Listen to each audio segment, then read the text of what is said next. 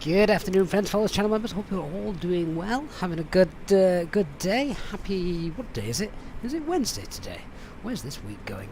Anyway, hello everyone. Hope you're, as I say, hope you're all doing very well. I've been dying to try out the new A300-600 since it was updated. It's been a while when it was since it was updated. I've just not had chance to fly it, and this afternoon I thought, I've got time to do a kill two birds with one stone. Luton Airport from IniBuilds also being updated recently. The aircraft also being updated. So let's do a flight that combines the two. And this is actually a real world route. In fact, I think this aircraft is flying right now. Eurotrans 6788. I have got the wrong livery though, so I do apologise for that.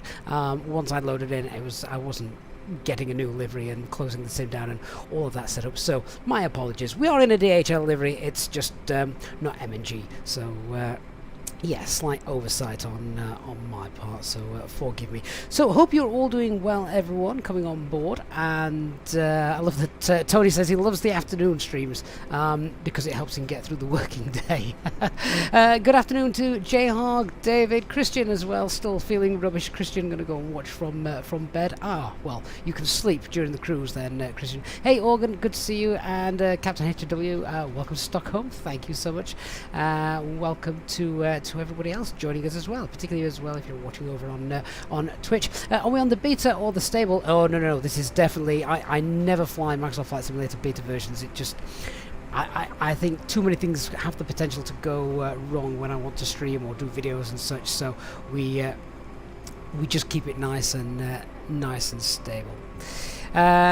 So let's get on board, look through the operational flight plan, and let's get going, because our flight today is around 2.5 hours, I think, something like that. The ground crews, we can see, are getting that cargo all loaded. See, this is why I love GSX when it works. I think it just looks splendid. When it doesn't work, it's most infuriating, but there we are. Paul, perfect time for a lunch break. That's going to be one long lunch break, Paul. Kimmy says loves the A300. It is. There's something lovely old school but Airbus modern about it. An old novice says he's having a code break. You're not allowed one of those. Right, yeah, let's jump on. I've just noticed the overhead's not working. Let me just give that a kick. Bear with me. What's our call sign? Right, hopefully that should now be working. Alright, let's jump on board. Oh, it's definitely quieter in here, isn't it? So, the aircraft is turnaround state. We've just not got the IRS aligned. Let me just get that done. Then we'll go through the flight plan and load all the things we need to load in with the weights. Which way do we need to go? Where are we? Right, so let's do, get on to 1, 2, 3. There we go, so those should align pretty soon. Let's come over to our EFB then, down here. Ooh, zoomed in a little bit too much. Okay, so my flight, there we are. That's all imported. I could have got the flight plan actually on my real tablet just there, so we'll use that for that. But let's have a look at the weight and balance of our flight. So custom cargo from Simbrief, there it is. We have got 18032. Yep, that's right. So let's just apply that load to the aircraft, and that's done. Having said that, I do want to go through our operational flight plan and see what fuel we're going to be taking, so I might amend that in a moment. So let's go through this then and make sure that it's looking all right. We've got 18 tons of payload. We're underloaded by loads today because it's obviously not a long flight, is it, by A300 standards. Alternate is East Midlands, makes sense. Headwind today is slowing us down, cost index 25, looking to cruise 360. Zero fuel weight, 107 tons. Ooh, max shear rate 12.5 at Aviki. Alright, well, we're no passengers to keep comfortable, but that could be a little bit bumpy if that comes to fruition. Looking to depart runway 19 today, runway 25 for our arrival on the Ask 5 Golf departure. Plug fuel's about 15 tons, CNR 4 tons. That's all okay. Let's just go through the operational flight plan then. No terrain to worry about. What have we got conditions wise coming into Luton? Ooh, that ceiling looks a bit low. Not a fan of that. Has anyone done an auto land in this thing yet? I'm not even sure how we'd set that up. Hopefully we won't need to. That's just a worst case scenario. Let's have a look at the actual weather then to see what's happening. So Luton at the moment is 19013. Potential to get a bit gusty later on. Oh, and it's there, look, at 17. Although that's 6 o'clock UK time. When we're going to be down before that. So I don't think. I think we might get some low cloud at about 700 feet, but that is still that's still manual landing Cat 1. So hopefully don't need to worry about that. East Midlands, that looks okay. A bit wet. Stansted, that looks alright as well. Some winds still knocking about, aren't they, at the moment? Heathrow, that's fine. Manchester, yeah, just potential for some gusts up to about 25, between 25 and 28 knots. So let's have a look at Arlander. Anything that we need to worry about here?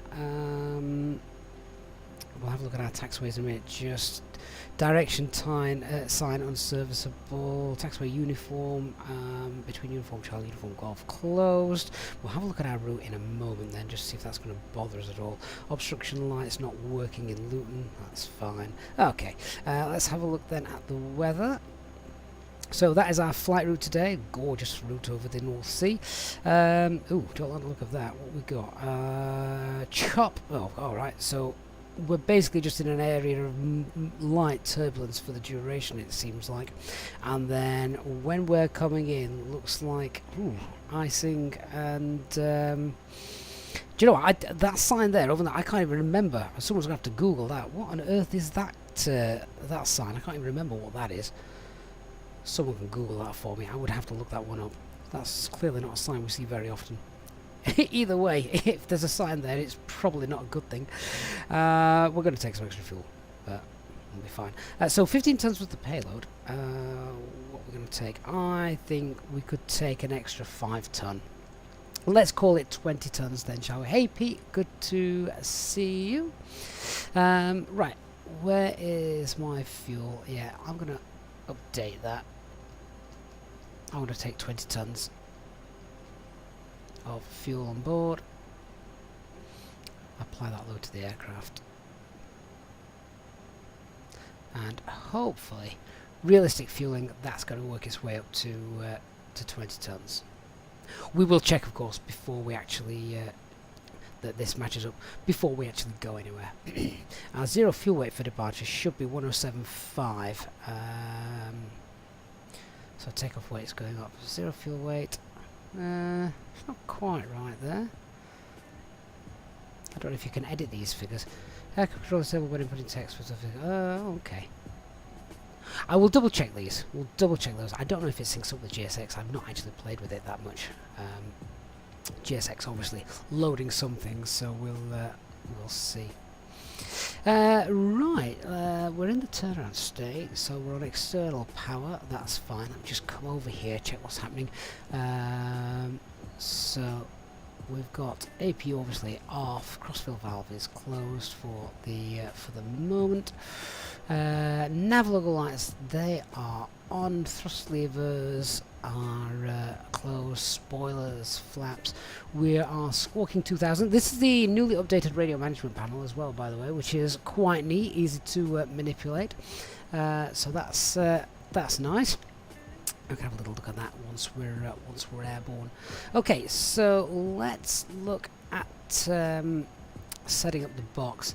So do menu, ACARS, request from SimBrief. There we go. That's in. So a cost index then of 25. Oh, let me just clear the scratch pad.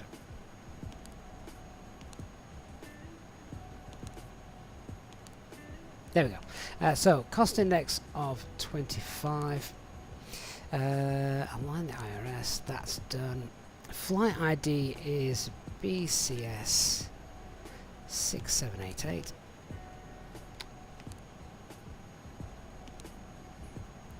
There we go.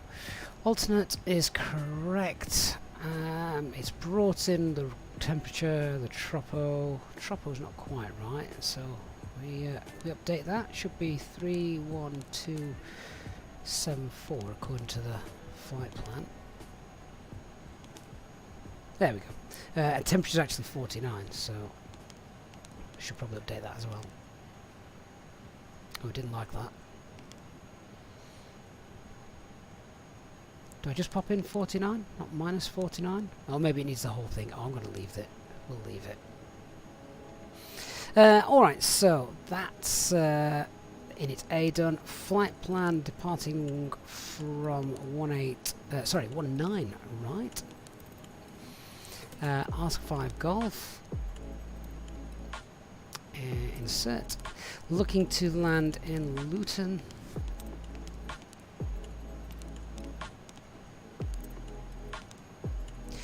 That's going to be on ILS 25 on the balmy 1 November arrival. No transition. Let me just double check that actually.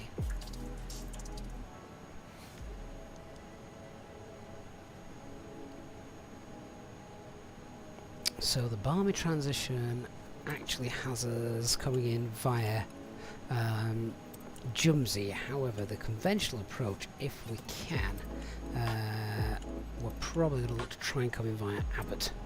It's a little bit more straightforward. So what I'm going to do for the moment then is we'll pop in Abbott and we'll check that and keep that clean en route. So what have we got in terms of our actual distance? Flight plan has 838. Have we got a total distance on here? It might just take time to compute it, I think. We'll come back to that once everything's filled in. Looks okay on here. If we go to our plan mode, scroll through that. Okay, check out the navigation display, see what that looks like. All over the North Sea. Yeah, that's actually what I expected to see. So the plan will be we can most likely, unless there's traffic around, go direct to Abbott and then continue there through Barkway and straight in on the conventional INAV approach.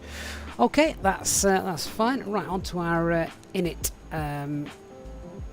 B page. So this is block fuel of 20.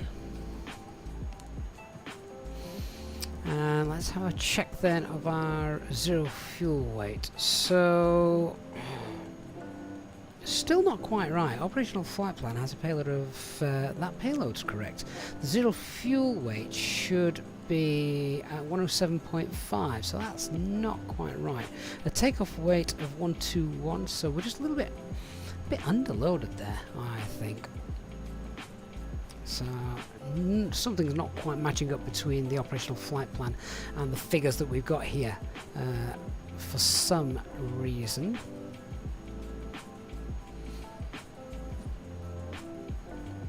Yeah, I can't really make sense of that. The payload's correct, it's just the zero fuel weight doesn't seem right.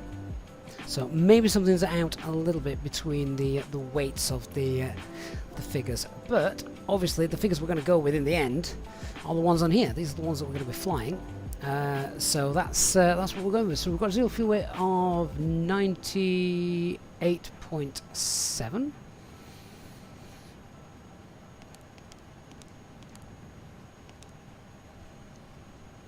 Fuel for the alternate is, we'll call that 2 tons, update that. And the zero fuel weight C of G is 27.7.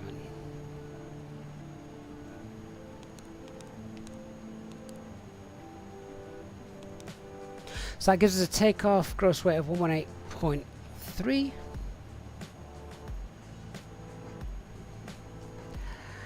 And a trim value setting of 30.8 for takeoff.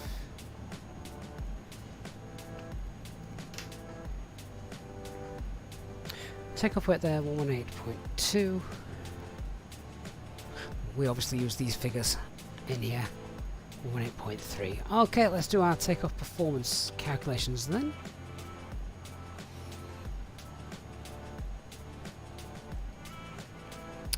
So, let's just sync that with the data that we've got. That's the live weather. So we're on 19, right? Takeoff runway available. Do we need to use full length? Let's have a quick look, see if there's any other options available. Yankee 9 would save a bit of time, wouldn't it? If I can get details for Yankee 9, let's see.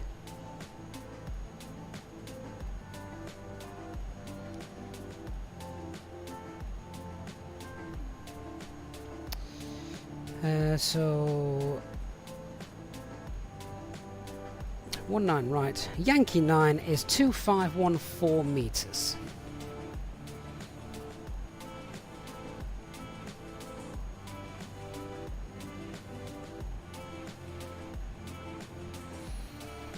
It is indeed dry. This is the weather that we've just grabbed. So this is live weather. That's fine. Weight is 118.3, so we'll just update that. Flaps 15. Air conditioning impacts will be on. Anti-ice will be off. In fact, I think it's off. What's the temperature? It's 10 degrees. Okay, actually we'll have anti-ice on. Force toga, no, and calculate, see what we get. 4747, 50, and flex of 60. Okay, let's transfer all of that across. So V1 is 147, I think. Yeah. 147 for VR. And then we set V2 on the FCU in a moment, which is 150. So we'll need to do that in a second. So that's all okay. Have a quick look at thrust reduction acceleration is 1118, 1118, 1118. Yeah, that's fine. It's only 4 feet difference, so we'll stick with that. Okay, so that's our takeoff performance done. The flex was 60, which we pop in here. Oh, actually, before we can do any of that, of course, we need to get these on.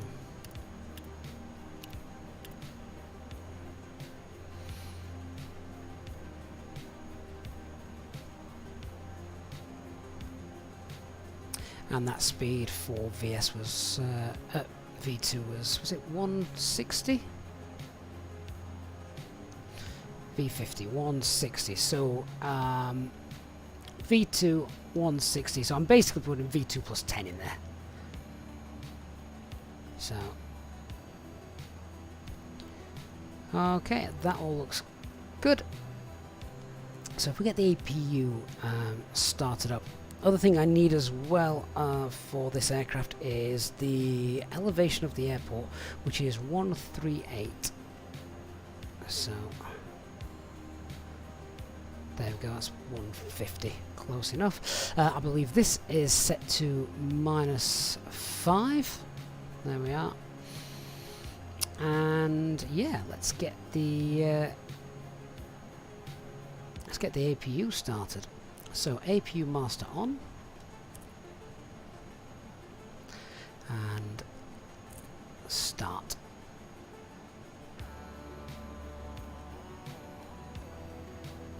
Alright, let's just go over the overhead and extinguish things. So seatbelt signs, they're off at the moment. We can pop those on. Refuel is completed. Leave all the lights, they are fine. Nav lights are on. Galley light and all the pumps, they can now come on. Probe heats and window heaters, and once the APU is on, and running will get the APU bleed on as well.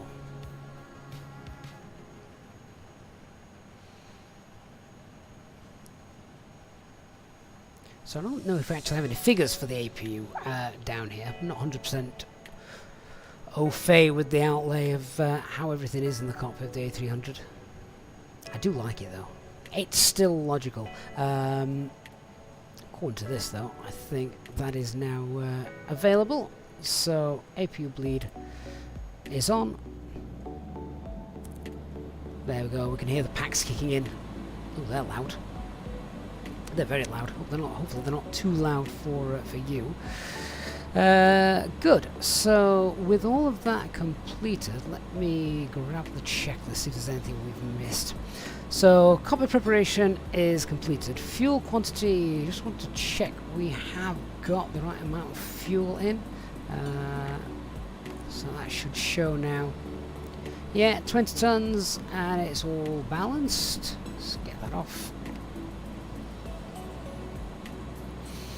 Takeoff data has been set, landing elevation is set, altimeter is... what is the weather here at Arlander?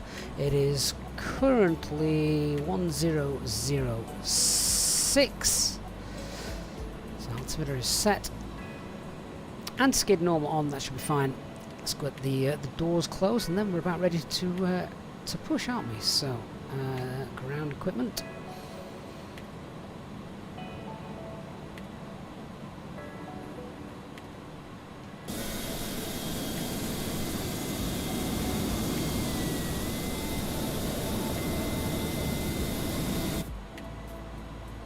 There we go. I can remove the chocks. APU's ring, so we don't need the ground power anymore. Let's get rid of that.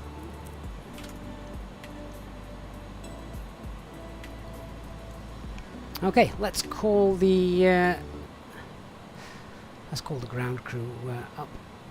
Just final check on that checklist. Make sure we've not missed anything. Windows and doors.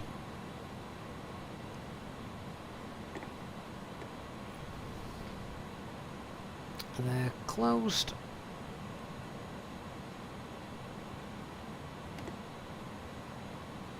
And we don't have a squawk code, so that's fine.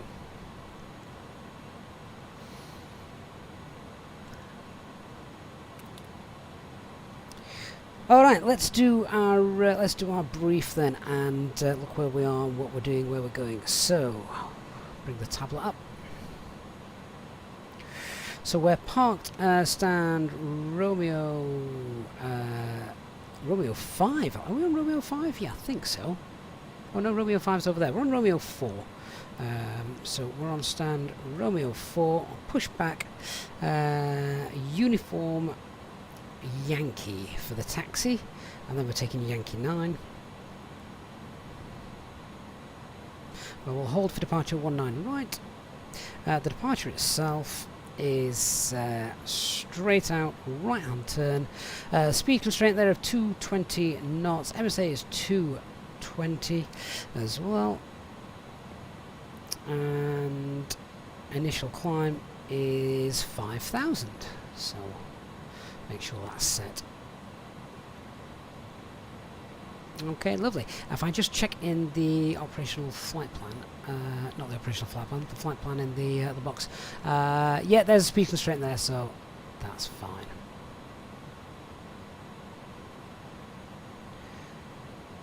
Right, good stuff. I think we can get GSX into position now. Boarding's all completed. Prepare for pushback and departure.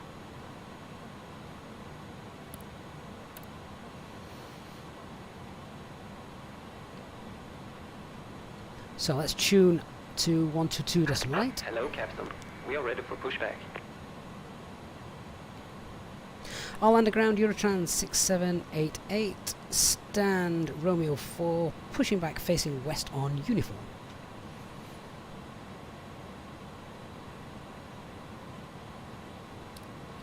Our beacon light is on. Transponder, easy to do now. We just... Departure check completed. Bypass pin inserted. So that's now on. Hello, Orlando traffic, Skyway 333 vacated 26 via X-ray 2, taxi in stand 5 via X-ray and Zulu Lima, Orlando traffic.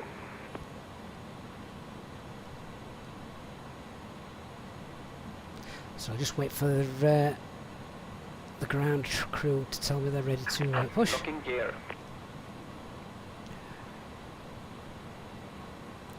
Really do like this aircraft. And of course, if you can fly this aircraft, you can also fly the Airbus 310 as well, because there's not too much difference between the two. Shame there aren't more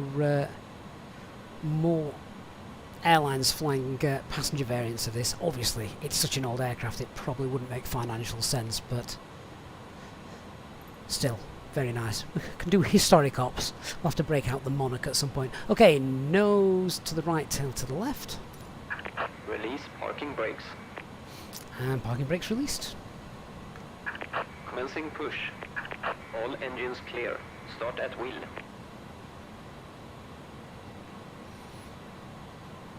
Okay, so engine 1 start. Ignition A. And starting engine 1.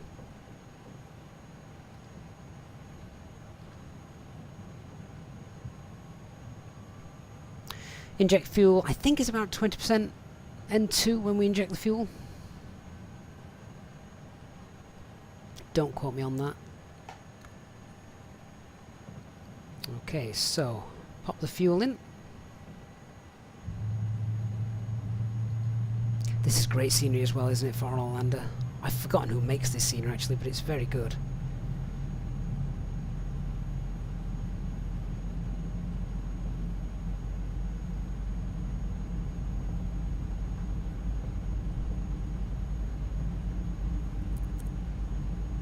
This aircraft as well, we've got, you know, quite decent scenery here. It's very well optimized.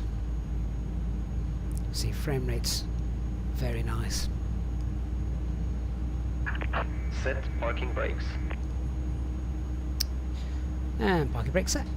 Unlocking gear. Jayhawk start to land the A300 at 3 AM. What, at 3 AM this or the other morning? Got it to cruise, then went back to bed. Was it still airborne when you woke up? That's the question. Kuna traffic runner 70 kilo, taxiing to holding for runway 19 right. Kuna asks, is this a new addition to the Easy fleet? Oh, can you imagine? Clever Trevor says, also, just spent a whole week flying the A300. Absolutely love it now. Wish they'd make the GE engines audible in cruise, though, regardless of whether that's unrealistic or not. You can turn them up, can't you, on the EFB? Okay, start engine 2. Disconnected. Bypass pin removed. Left is clear. Right is clear.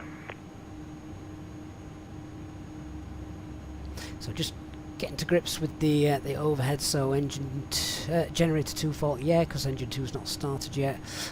Low pressure on the right side, the yellow system, yeah, that makes sense. It's like the early, you see where the later Airbus aircraft have come from, don't you? All the history is there. Right, throw fuel into number 2. Jayhawk, it wasn't airborne when you woke up. Had you run out of fuel? Was that the problem?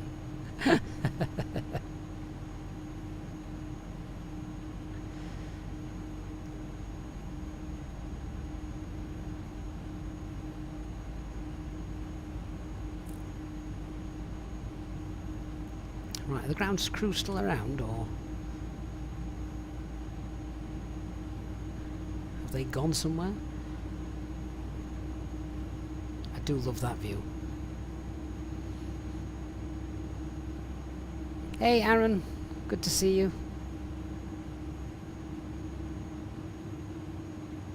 Alright, so engine number 1, engine number 2 now both stabilized.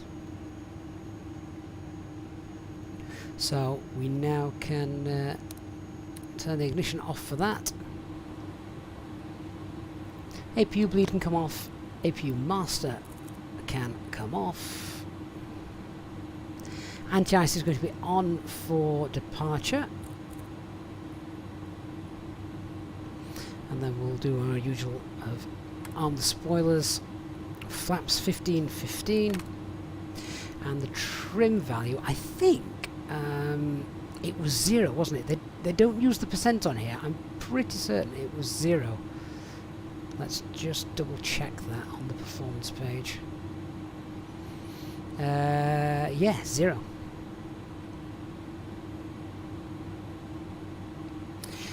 Alright then, so they have to start checklist. Pitch trim is 0 set, rudder trim is neutral. Spoilers are armed. Flap slats 15. Ecam status is checked. Anti-ice is on engines only. Hand signals received, I think. Anyway, we're clear on the left, clear on the right. Let me do a flight control check then. So, go for left, for right, neutral.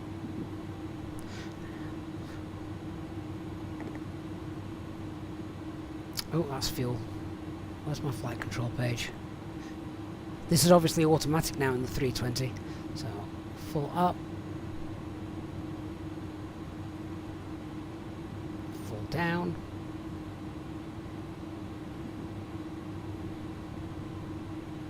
Neutral, rudder, full right, full left, neutral.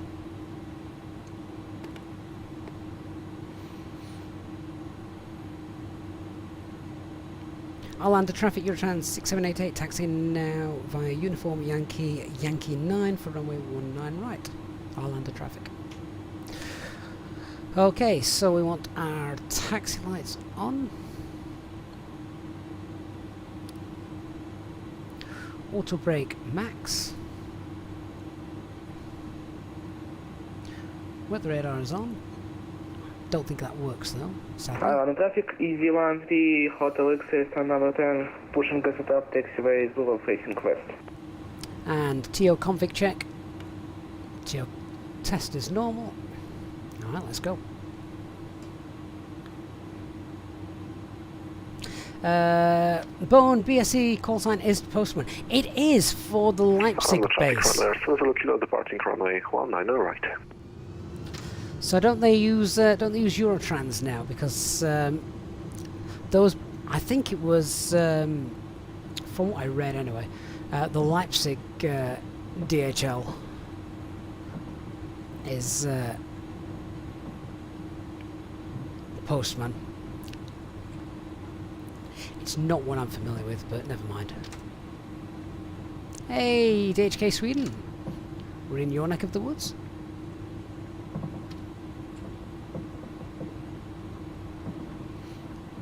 Okay, straight to the end here, turn right. This feels nice and easy to taxi.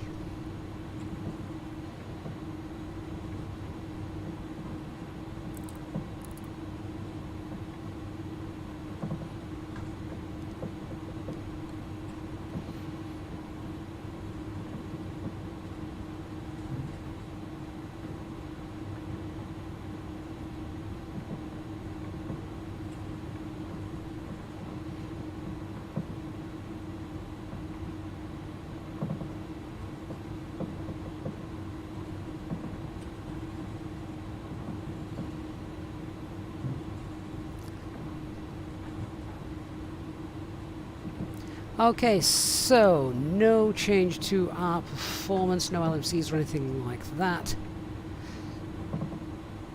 The engine out procedure here, we've not really briefed it because I'm not doing a real ops flight, but the engine out procedure here is standard, and we would be making a right hand turn above 1700 feet to Balvi should we need to do that. Departure is straight out with a right turn, and max speed 220 knots and initial climb 5,000 feet.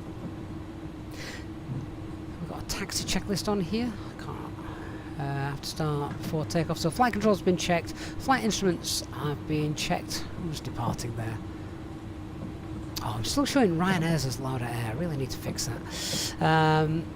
So, flight instruments. So just check the FMAs. We've got profile climb blue, nav blue, 5000 blue. Flight director 1 is on. Do we need to turn flight director 2 off as well? That one on as well? Oh, it doesn't show flight director 1 and 2. Okay, well, flight director's on.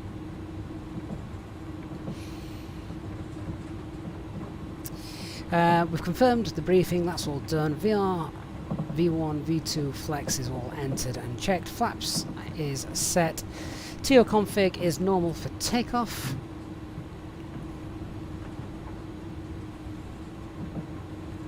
Just keep an eye on where we're going. And then we'll go below the line as we line up.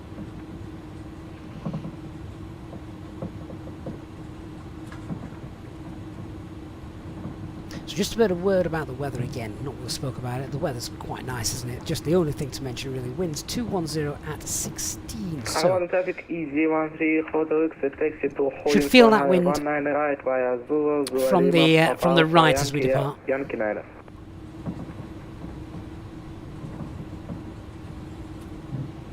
Can you guys hear the aircraft sort of like rattling away? Oh look, EasyJet. I know how to fly that aircraft. I'm making it up as I go along in this one. Bone, you think this is all Beck scenery? I think you might be right.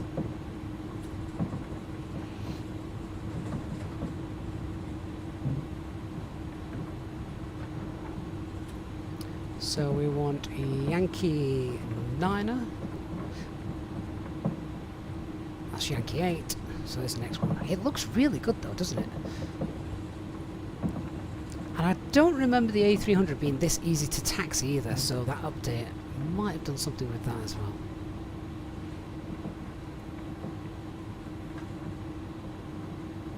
Almost looks a little bit uphill, this as well.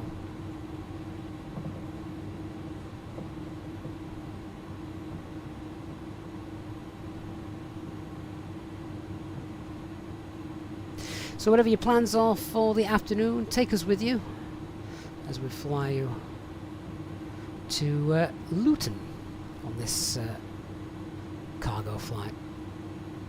Alright, all looks good. There you can see the windsock blowing as well, confirming it is a bit windy today, 16 knots. Orlando traffic Eurotrans 6788, lining up runway 19 right via Yankee 9. Clever Trevor, I think you meant to set V2. You meant to set V2 on here. I'm almost certain of that.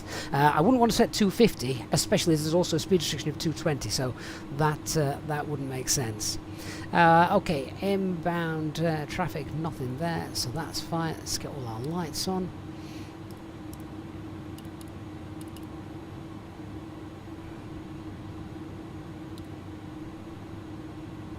Don't need wing lights.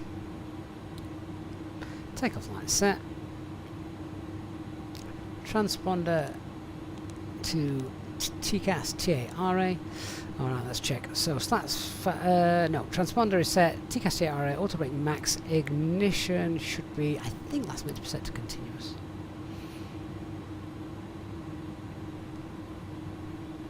Right, let's line up. Yeah, so Clever, I think once we're airborne, we'll push for managed speed.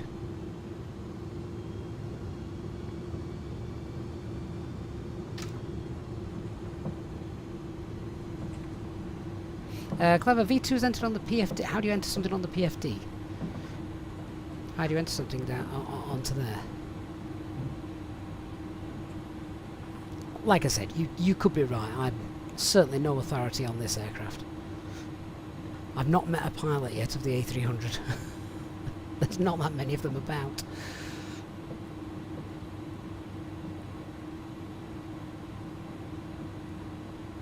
I'm not going to talk about it now on the runway, but I know that in the box when entering V2 it tells you to enter V2 on here. But anyway, let's go, shall we? So, takeoff. Let's start the chrono and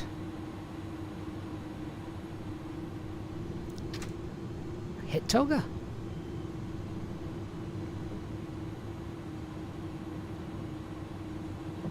Okay, stop. Brakes on. This is the toga button, is it not? If so, why is that not working?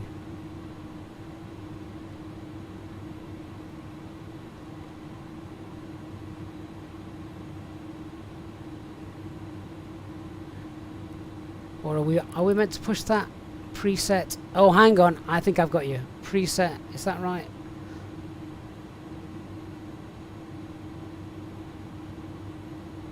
Oh god, this is embarrassing.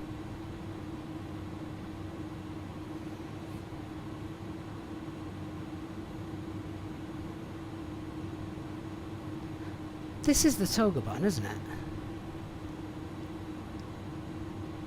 It's the tiny screw to the left of the auto throttle main button. This thing here, is it? Oh, so it is. Didn't it used to be that? Okay, well, we're on our way. Let's go.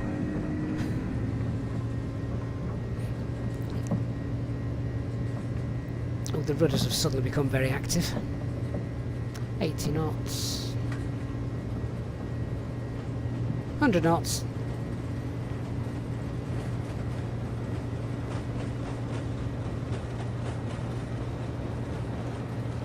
V1, rotate.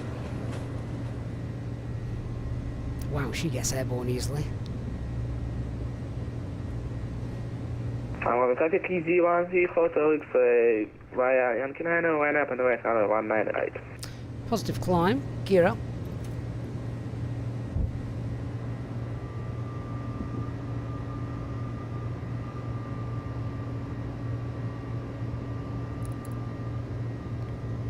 Okay, profile climb, P thrust, P climb, and nav.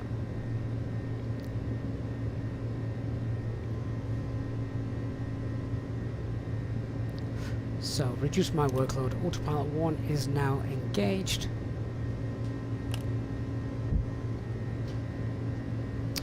Flap 0, slats 15.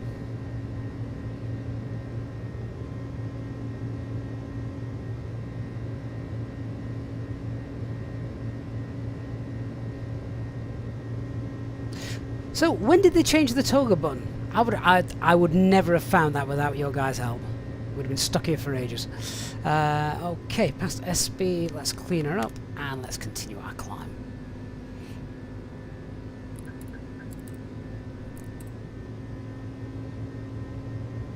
In fact, let's pop that in into open climb mode. So, thrust, speed, altitude armed, 1500 and set standard pressure.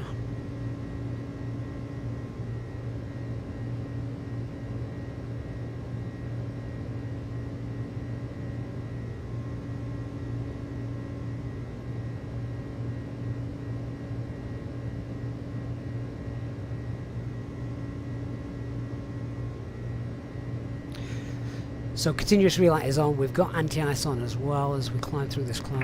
Traffic EZ10 Hotel X takeoff runway 198. Right, so disarm the spoilers. Orlando traffic Flaps 0. 564 taxi to hold in print 1 and right. Lights can come off.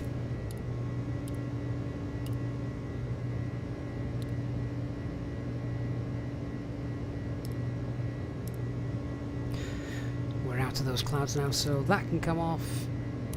Ignition can come off as well. That's 10,000 feet.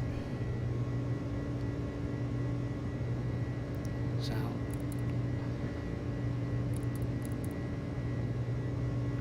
let's pop that back into profile mode. Profile climb.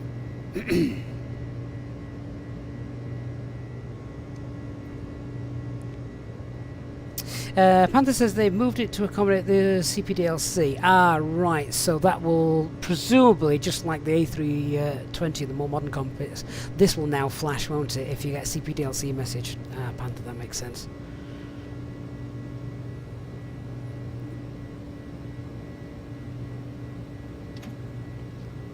Right. Well, we don't have any passengers on board as we're cargo, but seatbelt signs off.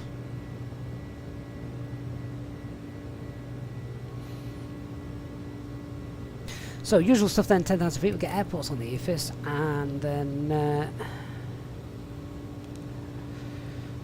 Optimum's 365, cruise is 360, max 390, that's fine. So let's set 360 on the FCU.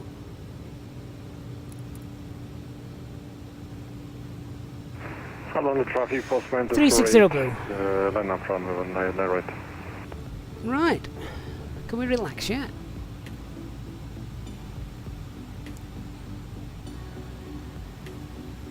Mr. Flight Simulator, that is correct.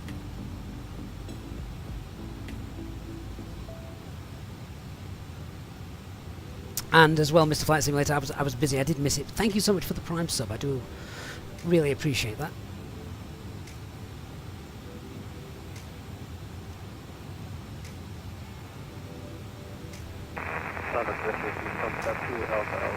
Island runway 1 time, established 11 technology down.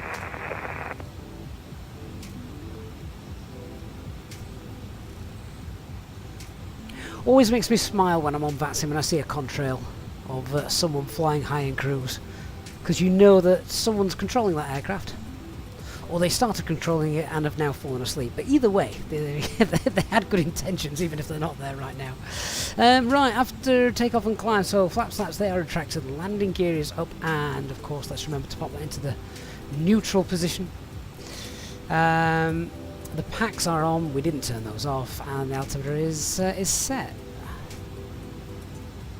Well, that mostly went straight forward, didn't it? Once you guys had told me where the new toga button was.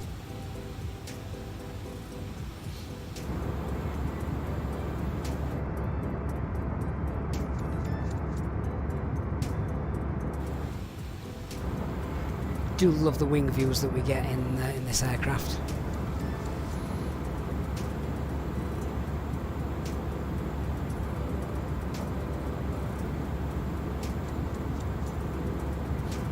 Mr. Flight Simulator, Copenhagen is a gorgeous airport, isn't it? And they know how to get aircraft in. Very good ATC, particularly when they're busy. Holding for an hour though. Hope you had enough fuel.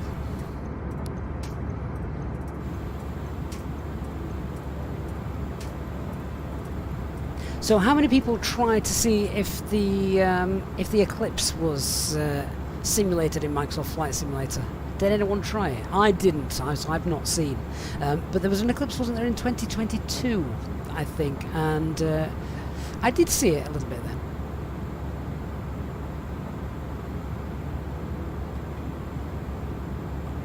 then. Kimi Instant flights with the FedEx A300 with multiple real-life stops was pretty fun. Yeah, I mean, I love doing real-world flights. I don't know, it's just something that I really enjoy doing. Steve, doing that's not even crossed your mind. TMT says that it was simulated. Yes, but what about the nighttime shadow? I believe that, from what I remember, unless it's updated since the last solar eclipse, you could see the moon sort of taking a chunk out of the sun, but the sunlight wasn't really affected. At least that's how I remember it. Mr. Flight Simulator, no, you actually diverted to Malmo. Never mind. Kimmy, you can change the day in game to see the eclipse. Indeed, yes. So we could, I don't know, muck about with that and do it now if we wanted. And TMT, good afternoon to you. And Rob A320 says, good afternoon from Austria. Time for a compliment. Thanks a lot for all your entertaining streams, reviews, and all of the inputs that bring simulating to a much higher level for you. Rob, you are more than welcome, and great to see you on a live stream as well today. Can't teach you how to fly this aircraft though. We just make it up when we fly anything other than the 320. 330 we have a bit of knowledge on. Only because it's the same as the 320, really. But no, I rely on you guys for help in flying different birds. J Queen, good morning from Indy. Good stuff. Clever says the daylight was still unaffected. That's a shame. Maybe maybe Flight Sim 2024, particularly as we've just had an eclipse. It's kind of fresh in the minds of Azobo and Microsoft. Maybe they will sort it out. Oh, Tony, you got to go to a meeting. Ah, well, Tony, you never know. We might still be able when you get back. J Queen MD-11 by the end of April. Oh, Jay, I couldn't possibly answer that. I have no knowledge of that aircraft or its production either. If you sat me in that aircraft as well, oh my word, I'd never get it off the ground. I don't think I'd even get the engine started on it. It's it doesn't sound like the kind of aircraft I'm a lazy pilot. I'm very lazy, so I want something that I only have to press a minimal amount of buttons and it's working.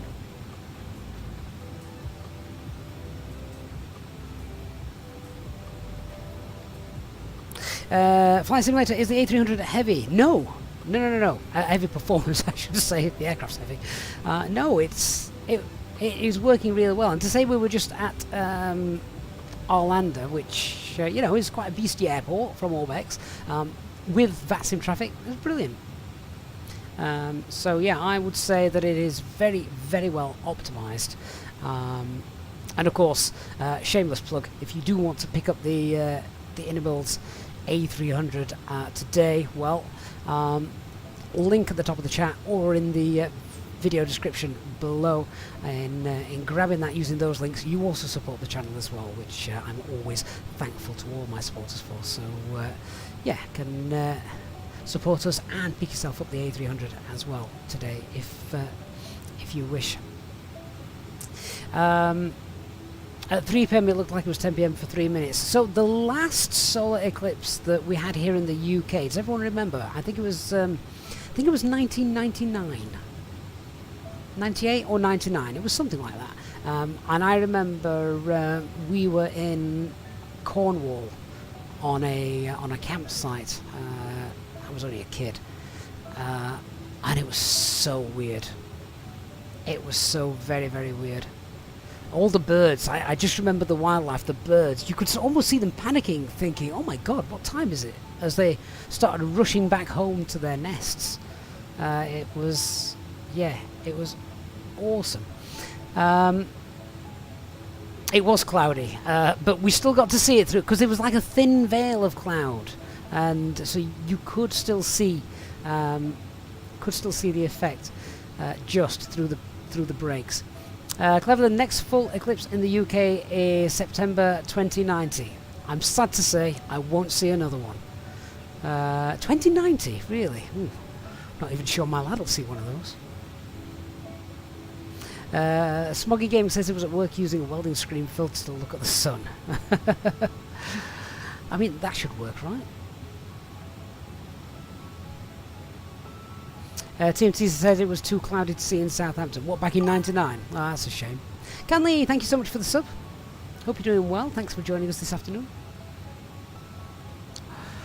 Oh, this is the way to spend an afternoon, isn't it? Particularly if you're working from home. High above the clouds.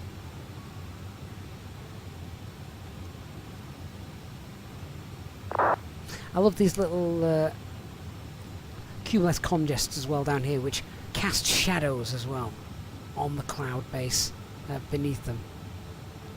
Gorgeous stuff.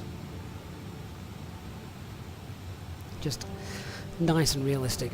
Obviously we're heading to Luton Airport today, which is another recent release from IniBuilds, but they've updated it. I think might have been updated last week, but I've not had a chance to check it out since, so we'll see what that's like as well. And we'll see what the performance like is there, because obviously we're heading into Luton. There's probably going to be a bit of Vatsim traffic, and you'll hopefully get to see the performance then of the A300 and how that works. I saw a very misleading sort of clickbaity post on that lots of people have been sharing on social media, saying that the solar eclipse that happened, was it yesterday? I think yesterday or Monday. The solar eclipse was an amazing event, and it's the last solar eclipse for 375 years. Like, no, it's not. There's one every year, or one every couple of years at least. Alright, it might not be in that country, but the chances are, I'm pretty certain it's not 375 years till the next solar eclipse. I mean, a quick Google will sort that out for you. Old novice pilot, the lad will be 70. Oh, he might see it then, if he behaves. Steve, do you hope Microsoft Flight Sim has some updated upper level clouds like Cirrus and things? Maybe. Maybe. But yeah, you can... In terms of when is the next solar eclipse, this must be a question that has been asked so many times over the last few days. Let me have a look.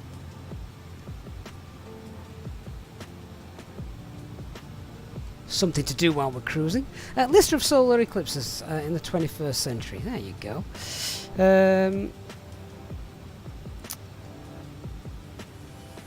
So, there's a total one... Oh, that was 2001. Hang on, let me go back. But yeah, just look at the dates here. There's loads of them. What year are we in? April... There you go. So, April 8th, 2024. Obviously, that was now the last one. That's where the total areas were, over there on the right. There's another one later this year. Oh, it's an annular one. Okay, so it's not quite total. We've got partial. Right, there's the next total one, 2026. And that's going to be the Arctic, Greenland, Iceland, Spain, Portugal. So, yeah, they are more common, I think, than people actually realise. Mr. Flight Simulator also just said as well, 2026. After that, 2027, where's that going to be? Spain again. Oh, they're lucky in Spain, they're getting 2. Egypt, Saudi Arabia, Tunisia.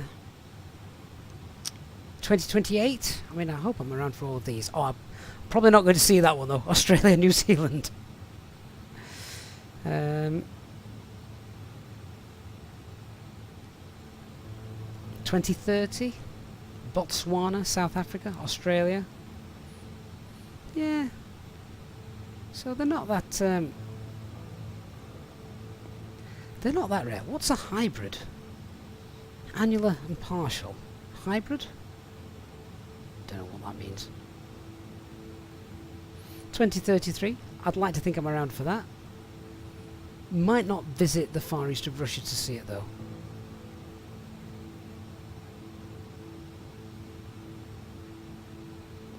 But yeah, there's loads of information on there. I also saw a map of them recently as well when I was looking. So there you are. That's you don't have to wait 375 years for the next one. Paul, let's get a flight to Spain penciled in the stream in 2 years' time. Yeah, okay. We could just go there in real life. Do you reckon the tourist board know about it yet? Do you think they'll have inflated the prices? Mr. Flight Simulator, I'm going to create a total eclipse simulator. Just turn the lights off. That'll do. Right, that was a good guess. I thought we've got to be nearly at cruise by now. About 500 feet to go. Kimmy, yeah, it's a £20 Ryanair flight away. Where would I rather go to see that? Spain, Iceland or Greenland? I bet, depending on the time of year, I didn't check that, but I bet, depending on the time of year, that would look stunning in Iceland. If the sun's still quite low to the horizon, I bet that would look amazing. There's lots of pictures, of course, that have popped up now, and they look absolutely stunning. But you've got to question, how real are they? You know, there's a lot of fake imagery about, good AI images that they're just not, they're not real. As good as they look, you want them to be real because they look stunning, but I don't know, a little bit skeptical. Right, there we go. We are now at cruise. So how do we set TCAS to below for this? Is that, presumably that's doable. So probably I should have a little look at this, shouldn't we? So that's ACARS main. Okay, CPDLC. We haven't got any ATC on online at the moment. Oh, our lander approach is online now. Well, that's a shame we've missed it. But that's nice. So that's the ACARS main page. AOC, pre-flight en route. Oh, so can we get weather forecasts and ATIS? Oh, that's quite nice. So if can we send that off? So we can either request ATIS, META or TAF. Not all three. I'll send that off. This ATIS is not available. Okay. So, can we then have a look at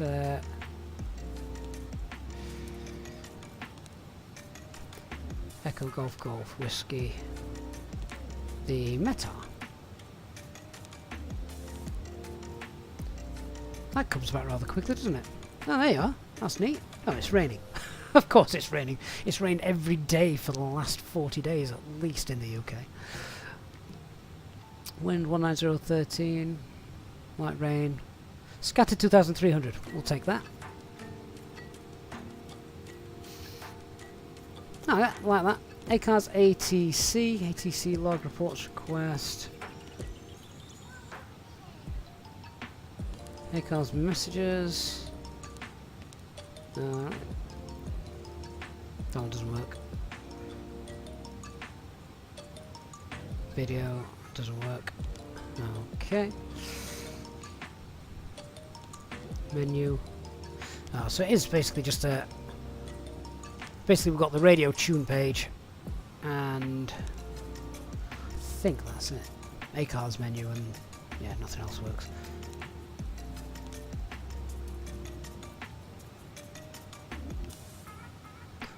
Got a clear page, and bright and dim. Okay, well that's quite neat. Want to know how to change the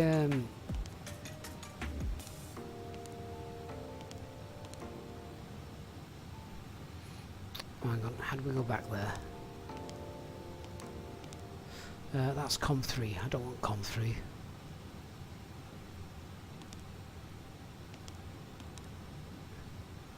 How do we go back? I don't want to clear or delete that.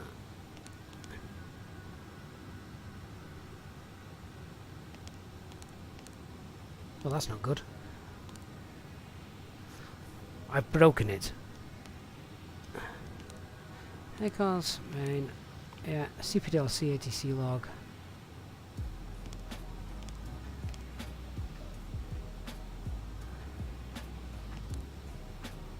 Oh, there we go. Previous page, next page, previous page. Fine. Yeah, I just wonder how to get TCAS to below. That's the weather radar now up here, obviously. Don't know what these are.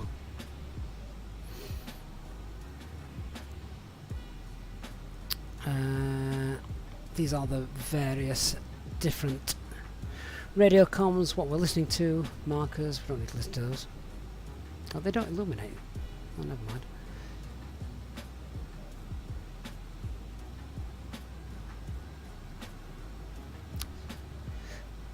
Not sure what that is, because that's not the squawk, that's now up here. Maybe I should just stop pressing buttons if I don't actually know what they do.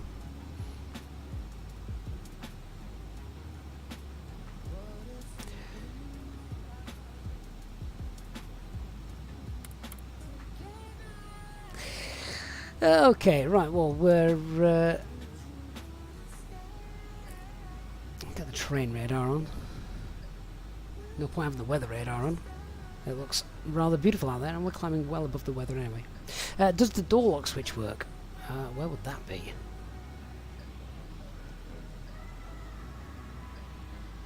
I've got no idea where that is. It's on the overhead upper right. Who put it up there? I can't reach that.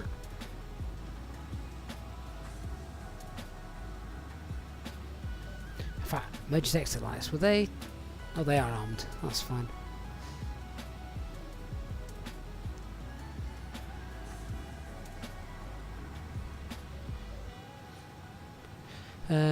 So, normal, lock, unlock. I can't tell if that's working or not, to be honest, Clever.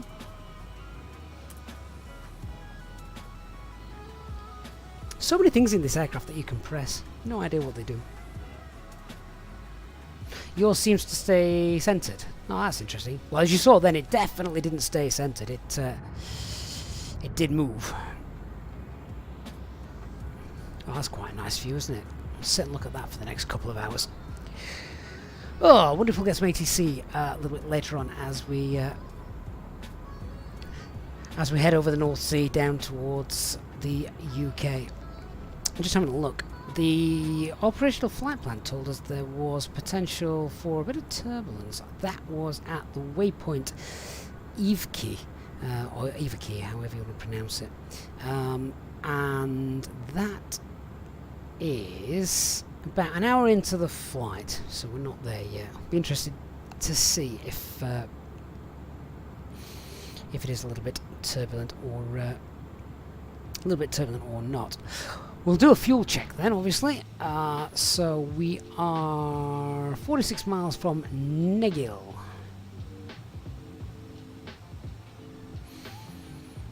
So what did we take? We took 20 tons. So we're taking about 5.5 tons more than we needed. And as we head towards Negil now, we should have, what did I say, 5.5 tons. So that's going to be about 15.2 tons of fuel on board.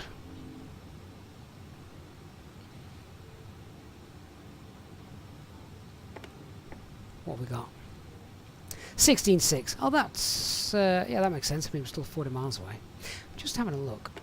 What was the plug fuel on our operational flight plan? We started with 15 tons. My God, it burns like 5 tons of fuel in the first half an hour. That's just through the climb. Wow. So that means that,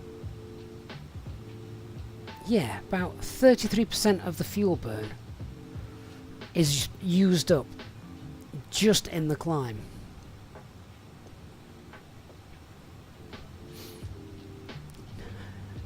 No wonder airlines replace these aircraft.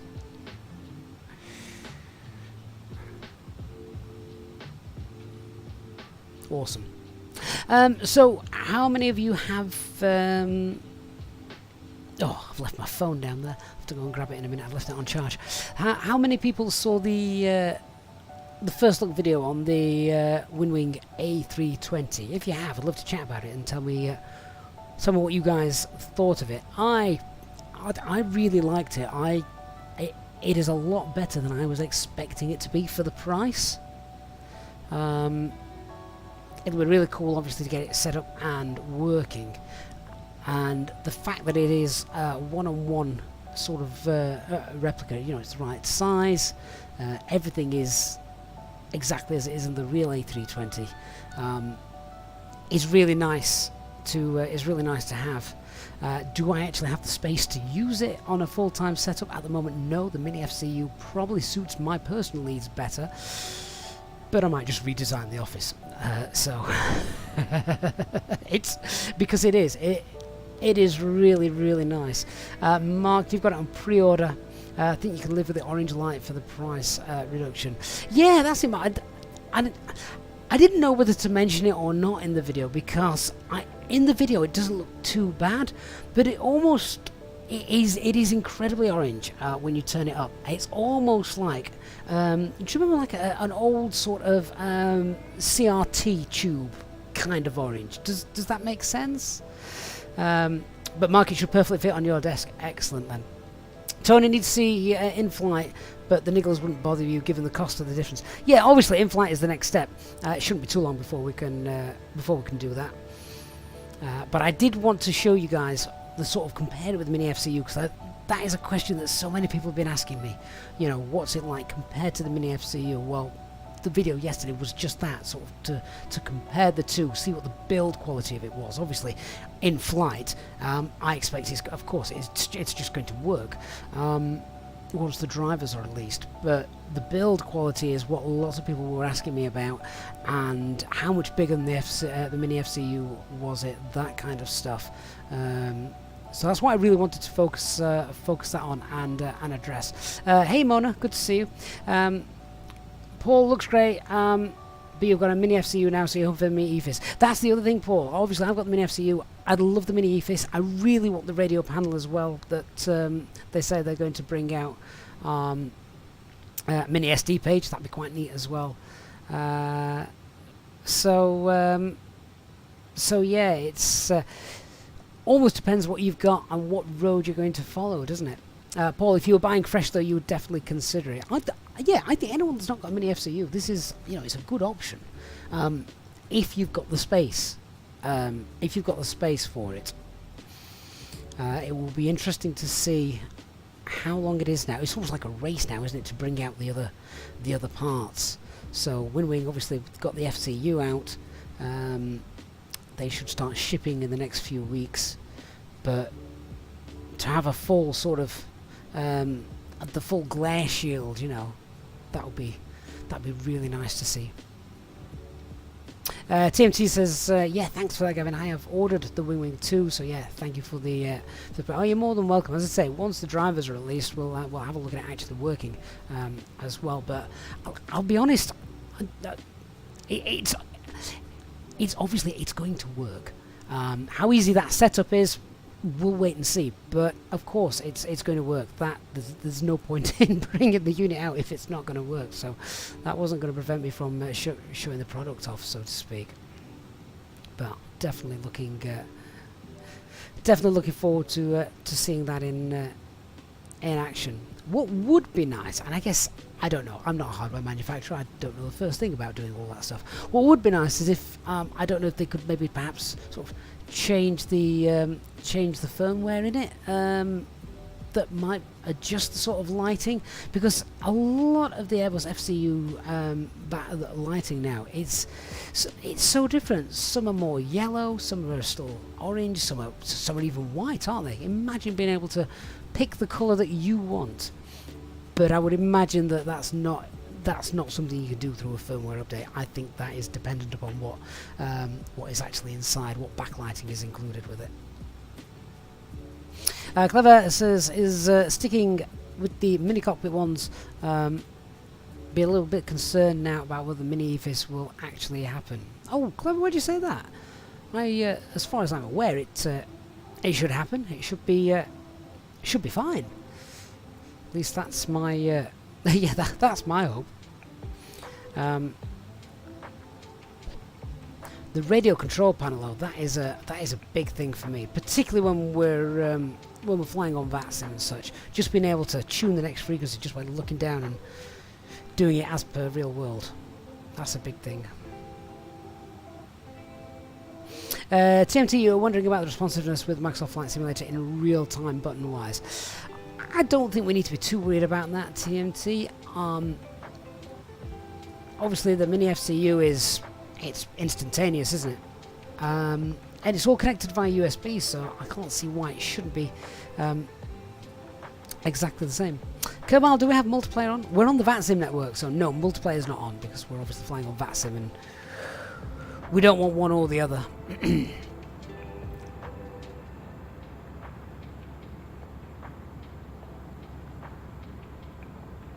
Hopefully in the next few weeks, though, Beyond ATC will be out, which will really add to the immersion for those of you not wanting to fly on Vatsim, or even those of you that do want to fly on Vatsim during the cruise.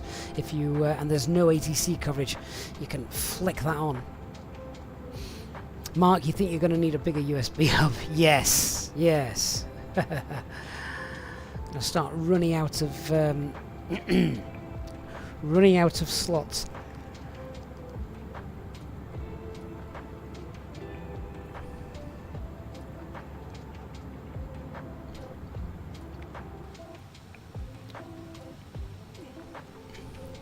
Quick check on the fuel. 16.2, yes, our fuel check is fine.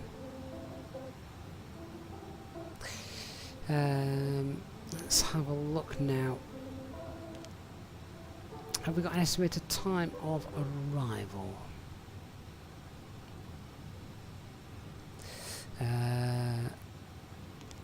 So looking to get into Luton at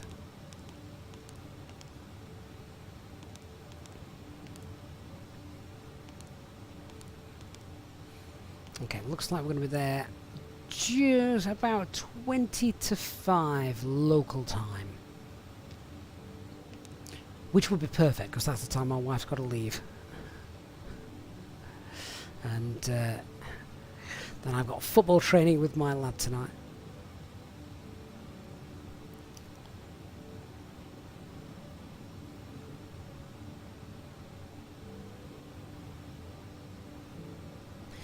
It is one of the most scenic parts of the world to fly over, isn't it? Scandinavia. What a gorgeous view that is down there.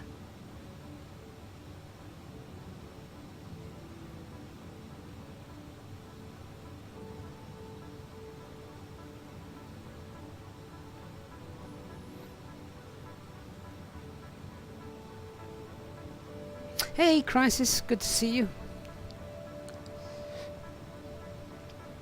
If you're enjoying the flight and the stream and we're keeping you company this afternoon, please do me a favour and hit that like button. As I always say, it does make a difference to us, so thank you everyone that's done that already.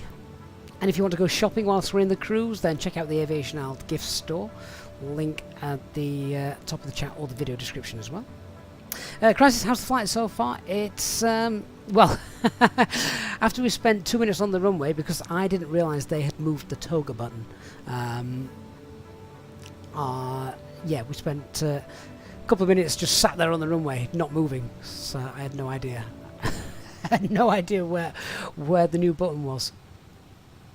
Good job you guys were here. Hey Steve, can I ask, in the Phoenix, when following a flight plan in nav managed mode, you get vectored away from this. The only way to rejoin it is by using a direct on the MCDU. That's correct. Yes, so if you're getting vectored away, because ATC have basically told you you're going to be vectored onto the ILS. I mean, usually though, what would happen is... Ooh, there's an airport down there. Where's that? Usually what would happen, Steve, is you'd probably never get vectored towards those waypoints again. You might do. You might be sort of told, right now, fly direct, whatever, and then you would just do a direct back to the next waypoint that you're going to. But yes, that's right. Once you're in heading mode, then in order to get to the next waypoint that you're told to fly towards, then that is exactly what you do. Yeah.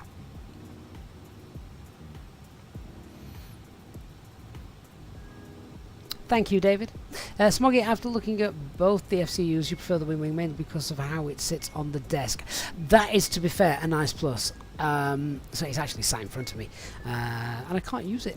But the way it's tilted up is really nice. So it's angled up, looking at you, which is, yeah, it's perfect. And that's how it's designed, sort of, with your, because it's down here. You can see even here in the A300, this isn't flat 90 degrees on, is it? It is looking, it is tilted up slightly, which is really nice. Craig, in the Flyby A320neo, why when I get to the top of the descent does the plane not descend? You always thought it followed the flight path. Craig, there is no auto descent in the Airbus. No Airbus, certainly none that I know of. No Airbus aircraft automatically descend. You have to select the altitude that you want it to descend down to. The top of descent is just the place in the flight management guidance computer that has calculated that is the place where, realistically, to keep a nice steady profile down, I forget the exact descent profile. It is, I think it's slightly less than 3 degrees. Yeah, that is the point on your flight plan that it has worked out.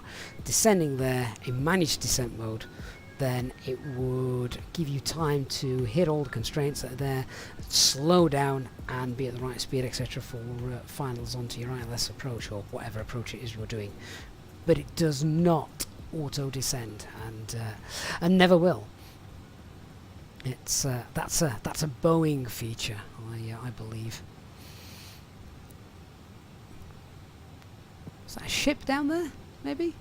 Yeah. Oh, that's nice to see. Water looks a bit choppy. Oh, Craig, you're more than welcome. Any other questions then? This is the time to do it. And say we didn't do many streams over the last week or two just because it has been school holidays over here and I've been busy with various other things. Oh, another ship just there, look. So I'm trying to get back into it now, and I wanted to get back into it with longer flights, so that if anyone does have questions about anything, hopefully the Airbus and nothing else, I can sort of answer any questions you might have got, help you out, etc. Because we're not busy.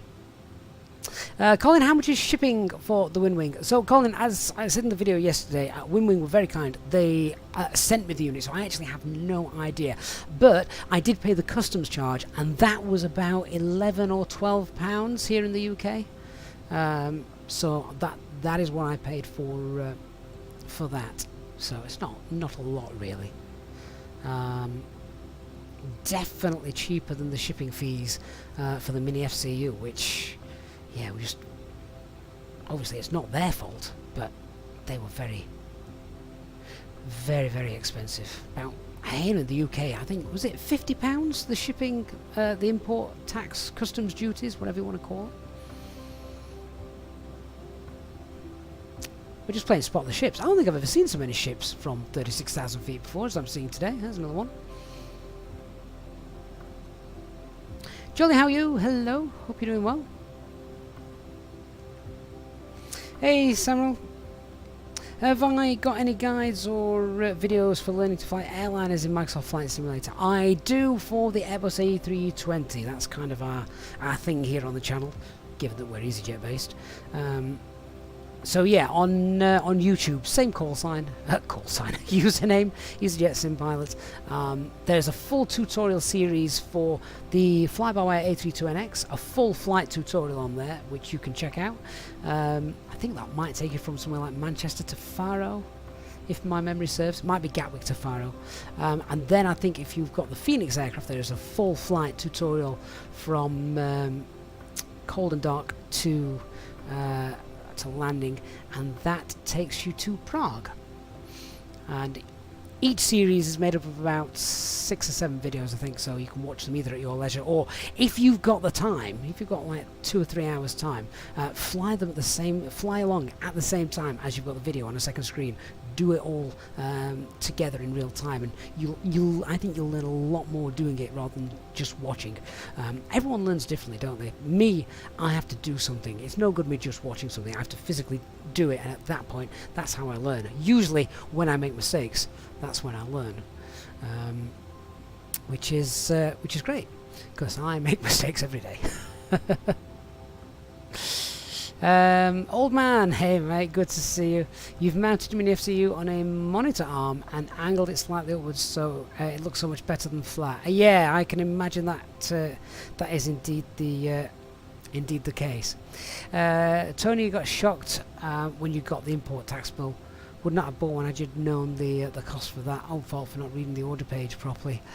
I don't know. With the import and tax stuff, I'm really clueless as to why it does cost so much. It's, like I say, it's not something I've paid particular attention to. Obviously, the Windwing is cheaper, so the value is less. But yeah, I got far too many other things going on in my life to work out customs and tax duties, so I guess it is what it is. Samuel, yeah, just rewind it, pause it, etc. if you need to, then you can do it in your own time. Captain HW, when will we see real world marine traffic injector? Wasn't that meant to be in Flight Sim 2024? Have I made that up, or have they teased to that? I think that might be. I'm almost certain I remember reading something about that in for Flight Sim 2024.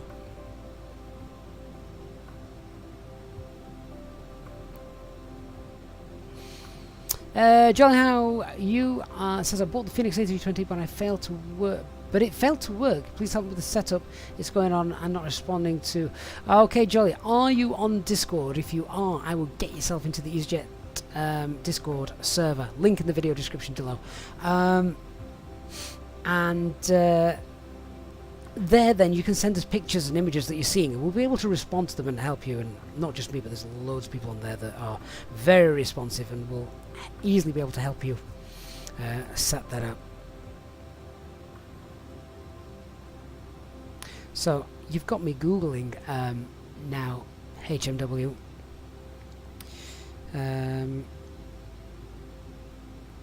because I thought I had seen real live global traffic for Microsoft Flight Sim 2024. I'm hoping I've not made that up. I might have. So I apologise if I have. But I am googling it, and if I find an answer for you, I will show you. Let me just have a quick look.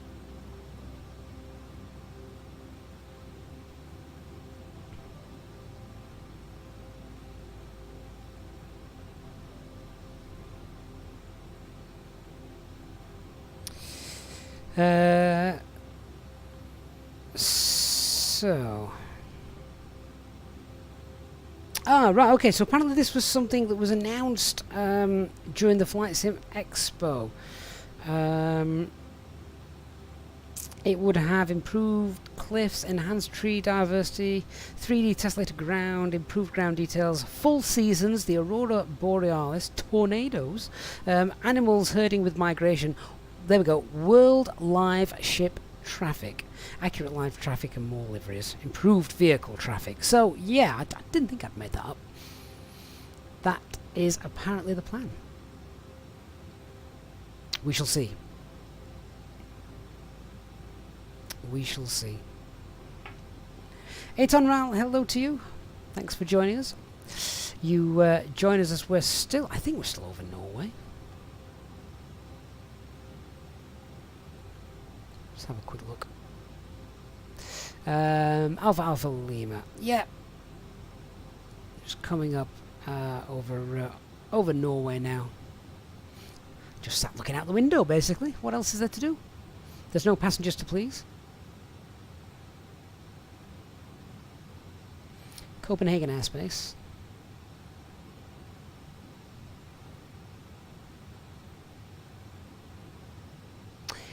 Shame we're not departing now. Swiss Radar's online. They would have given us some ATC as we were departing for the first half an hour or so.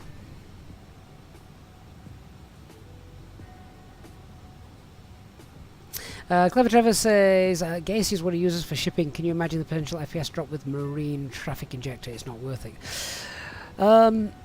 Yeah, I mean, it's nice to see, isn't it? It's just a little bit of eye candy. Is it worth it? Well, that depends on the FPS hit.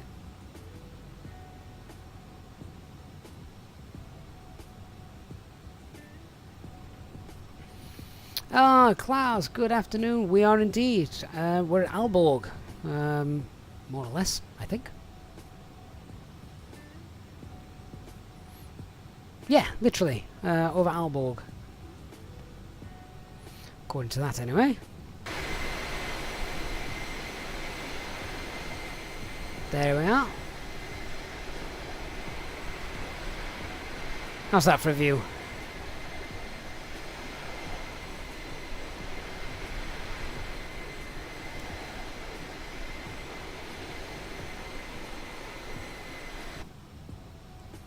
Christian, my voice is really good for sleeping. You didn't even make it past the boarding process. What a backwards compliment. It's that polite way of saying I'm boring. I hope you're really ill. I hope you feel rubbish, and it's nothing to do with my voice. You just needed to sleep. Yardi A300 in Luton, that'll rip up the runway. This is a real flight, Yardi. Google it. Not Google it. Flight Radar 24 it. In fact, it was flying in real life. It's probably landed by now. See if I can find it.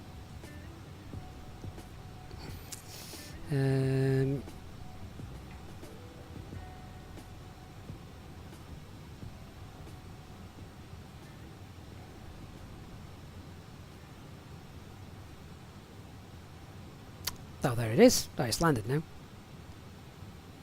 Yeah, this is the flight that we're doing. Landed about an hour ago.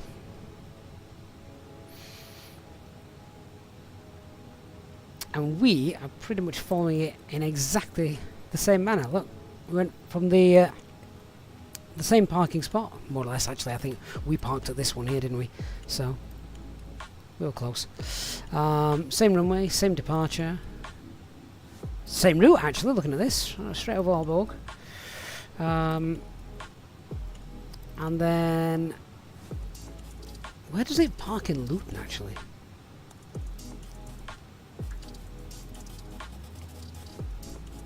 I mean, that is actually a very good question. Right over here in the corner, I'm guessing. That looks tight. That can't be right.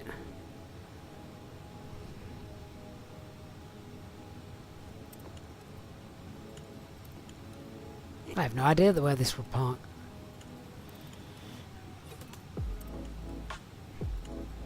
I'm going to get an A300 in there. That doesn't look like an A300 from this angle.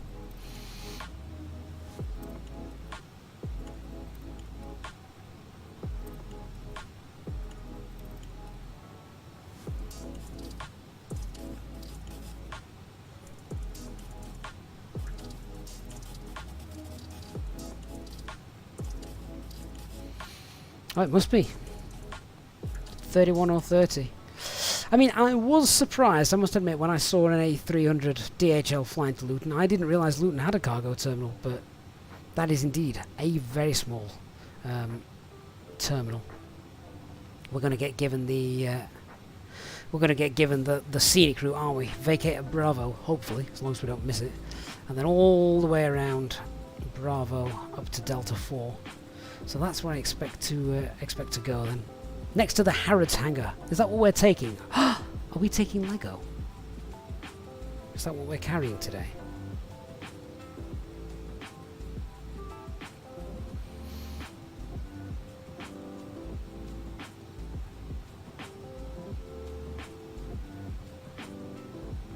Montague again says hello from Moscow. What's the name of the overlay for OBS? Is it actually working today? It's called Flying Live Studio anyway. Baseman, how do you get detailed map from Flight Radar 24? It's just in the settings, isn't it? You got me wondering now.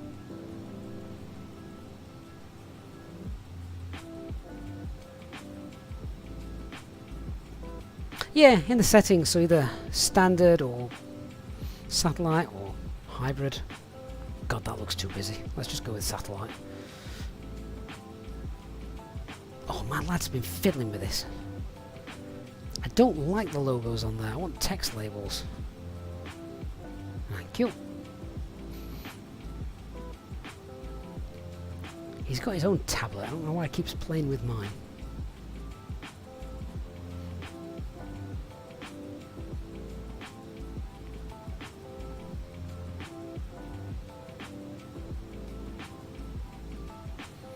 Ah, look. The Rebel Alliance is out in is out in full. Number 9 worldwide tracked. It's amazing what you can see on Flight Radar 24. That was a bit of a weird move. Did anyone just see that sort of side slip to the left? Yardi, we're going to do the full star or cut the corner. I think we're going to cut the corner. Yeah, of course they ask. KLM pilots are notorious for it, coming into Manchester. So the Manchester SID, sorry, Star, when they're coming in from Amsterdam, KLM pilots, so they will fly over here, over the Humber, just here, and then the actual arrival route takes them north of Manchester Airport, round about here, and then they kind of do a bit of a follow where this flight's going here actually, and then they come in from the north and they either have to hold or then come in. However, particularly when it's quiet, what they will do is they'll get as far as the Hummer, they'll ask for the shortcut, and then the shortcut takes them straight over the top of my house, so you can see roughly where I'm located there. And yeah, they literally fly straight over the top of us because they get a very early approach on the ILS. So KLM, yeah, they always want the shortcut, and why not? It saves fuel, gets them in a bit earlier. Bomb tech, just imagine what the military doesn't show you, indeed.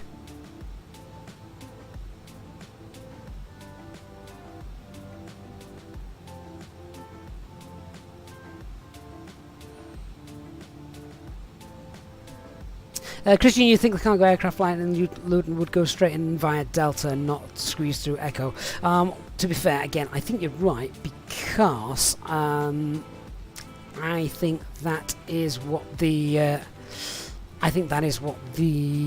aircraft that we're flying today actually did. They taxied in and went on Delta. But if you have a look, there's actually two. It's almost like Luton wants to operate. You'd want to operate it if it's busy, almost as a one-way system, wouldn't you? Aircraft arriving, coming on Bravo, taxi all the way around Bravo. Those that are pushing back would then taxi out, continue on to Echo and Delta. But they've got this extra taxiway here, Foxtrot, where they can just have aircraft pass each other. We'll have to see what happens if we've got air traffic control there when we arrive. Yardie only ever do the full star when it's super busy. Yeah, I think that's the same for most airports. To be honest with you. Hey, Kenny. Good to see you. Hope all's well with me and my connections. My connections? Do you mean my kids? Are they home yet? It's 3:15 here, so the wife will be on the school run. At least she'd better be. If not, I'm going to be in trouble. In fact, where's my phone? Let me grab my phone a minute.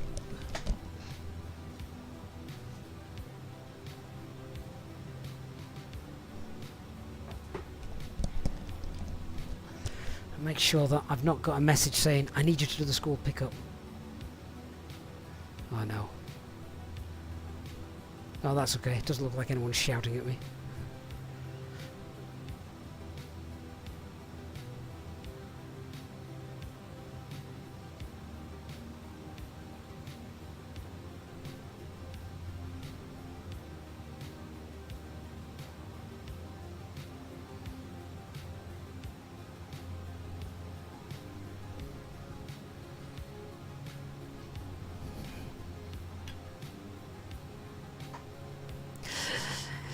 Oh, Kenny, everyone knows the wife's the boss, and I'm sure that's not just me.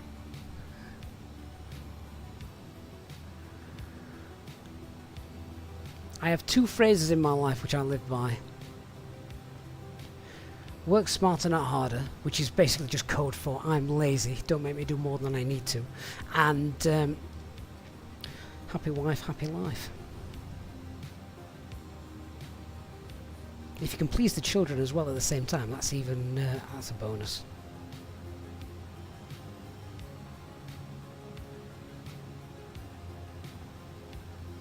So I think this is the last bit of land now that we're going to see until we fly over the Suffolk coastline.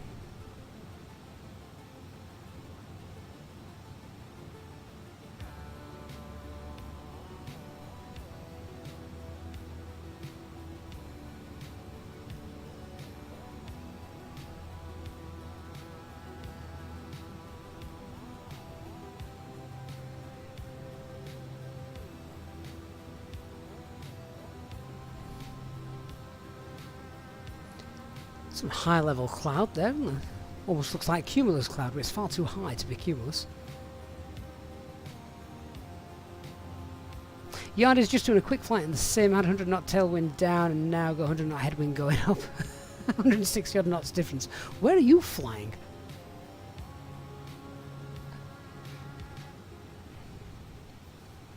Old man, it's not dear here. We're from Yorkshire, so it's love. Everyone's love. Yes, love.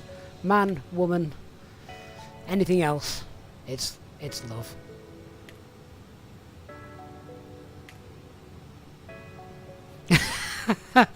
David, I love it. Says my wife doesn't nag, she just gives constant encouragement.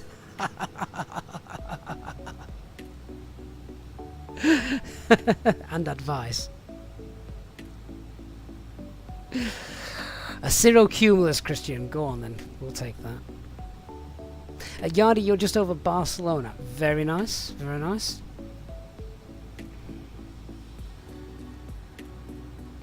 So, we talked earlier about the fact that you could rewind the clock to the point where the solar eclipse was taking place yesterday. I mean, there's nothing to stop us doing this. It wouldn't affect what we're doing on Vatsim.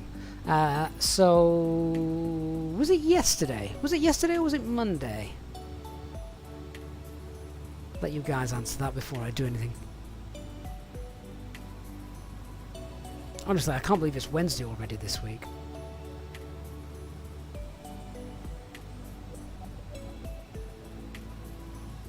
I think it was yesterday, wasn't it?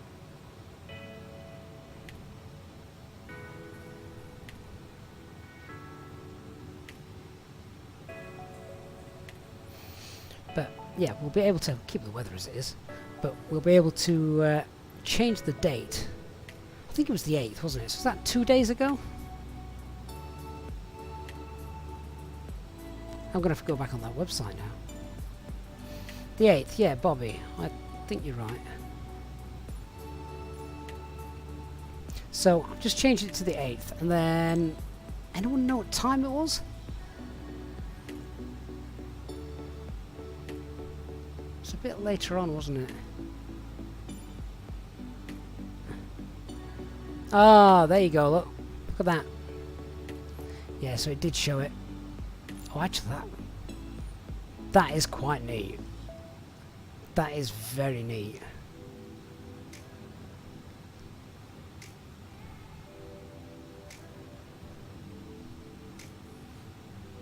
Oh, that is quite stunning, actually.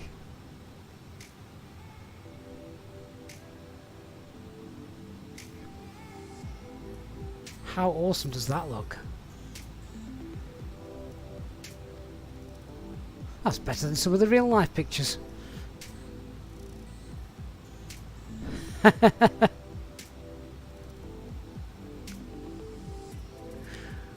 is perfect. The fact that the sun is setting as well as it does that is even better. Right. Throw it back on real time.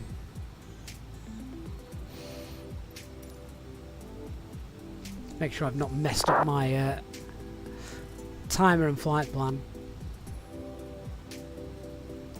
No, it's all fine now, I think. Samuel Frog says it's amazing, it actually shows it in the sim. It does, but I don't think it obviously went dark here in the sim just then, but that's because it was actually night time here at this part of the world.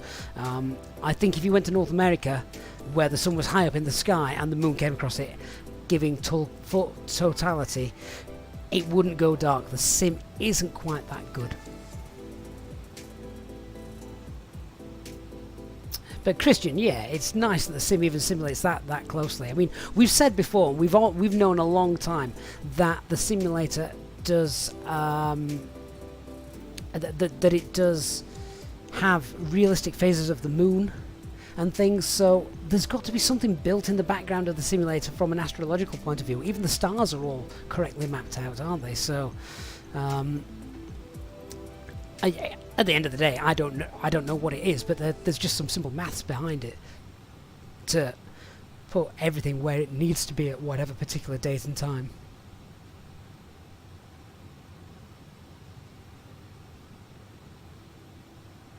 Old Novice says, I just found a picture of a plane flying in front of the sun during the eclipse. I think I've seen that one with the Contrail, if it's the same one. Again, it's one of those that I think, God, I hope that's a real picture and not an AI replica.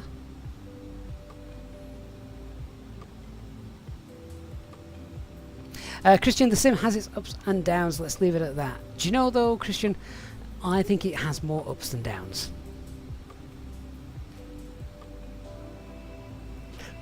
But I also believe that it all depends greatly on when your time when your time flying in Microsoft Flight Simulator first started. In fact, got an idea. So, bear with me 1 second.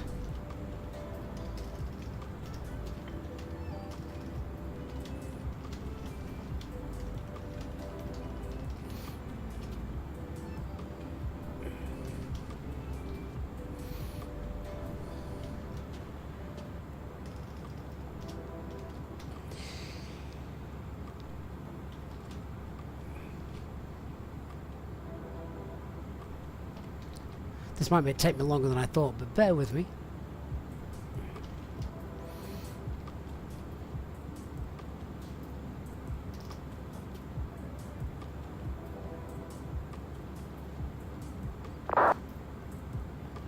Okay, so I can only add 4 options on this question, but I'm going to start this poll and let you guys answer that.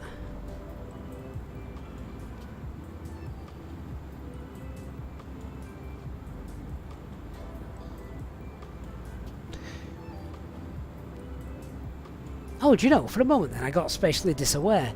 I thought I was looking out the left-hand side of the aircraft, and suddenly my aeroplane was going backwards. Either that or this ship was travelling very, very quickly. I'm not. I'm looking out the right side of the aircraft. Yeah, so what was your first flight simulator? I could only add 4 options. So obviously I've gone for Microsoft Flight Sim 2020. There was FSX, which was 16 years before that. Then Flight Sim 2000. There was also Flight Sim 2002 as well, and Flight Sim 2004. But I've just had to take a bit of a guess at this. Flight Sim 2000 or Flight Sim 98. I should have put Flight Sim 98 or before, actually, shouldn't I? But yeah, just curious to see the votes on that.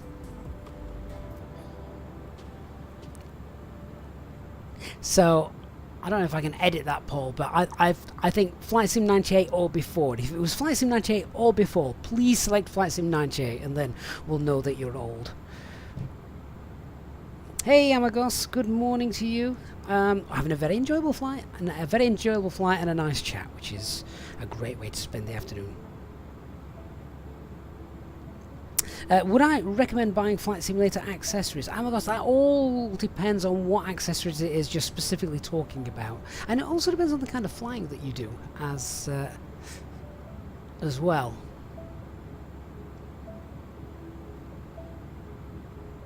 White Eagle, I smell a poll. You were right. Alex, Flight Sim 95, your first ever Flight Sim? That was mine as well, Alex. Mark as well, Flight Sim 95.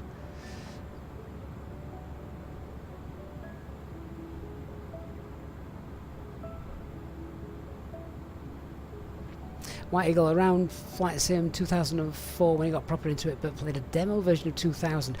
Flight Sim 2000, I mean, that was an iconic upgrade from Flight Sim 98. I would say that was the biggest jump. Flight Sim 98 to Flight Sim 2000 in terms of its graphics, that was as big a jump as FSX to what we've got now. Why didn't I include X-Plane Organ Aviator? Who starts with X-Plane? In fact, my very first flight simulator wasn't a Microsoft Flight Simulator. It was the A320 flight simulator written by a German pilot. And yes, you did fly Lufthansa, and that was the only aircraft you could fly.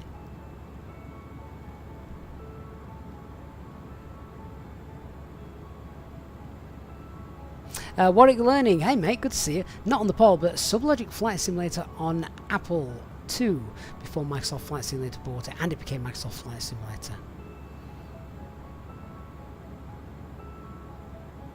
Mav UK over on Twitch, Flight Sim on the ZX81 with 16k RAM pack. How's that for showing my age? Mark's first ever was on the Amiga called TFX, more of a combat thing. Well, the A320 simulator I used to have, Mark, that was on the Amiga 500.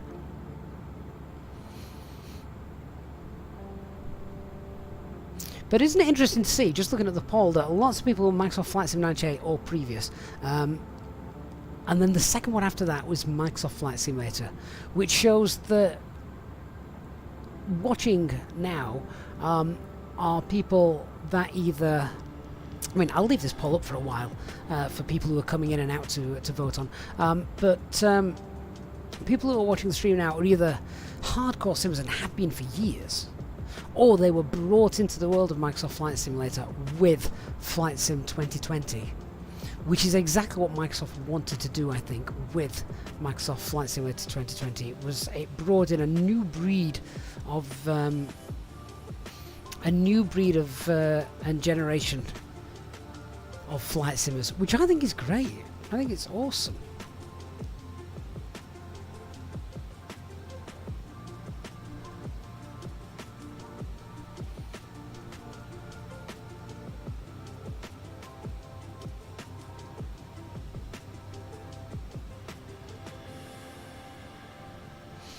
Mark had one called Flight Unlimited around the same time. I remember that one, Mark.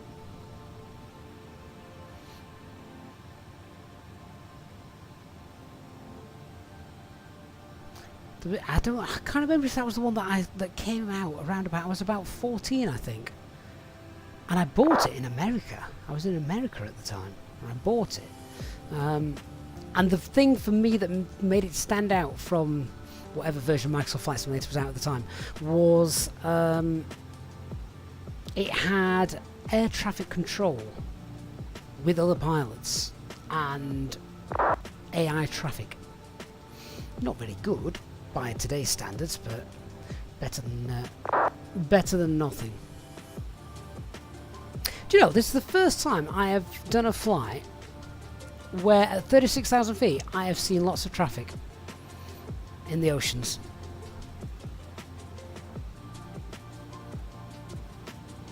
And I'm loving that. I think it's a great little touch. We can play Count the Ships. More than Mario, good afternoon. Says actually my real first sim was Chuck Yeager's Advanced Flight Trainer on the Commodore 64. Wow. Organ, you would have started with X-Plane if it wasn't for your dad having the discs of FSX stored in the attic. Didn't it come on 2 or 3 discs, if I remember rightly? I think.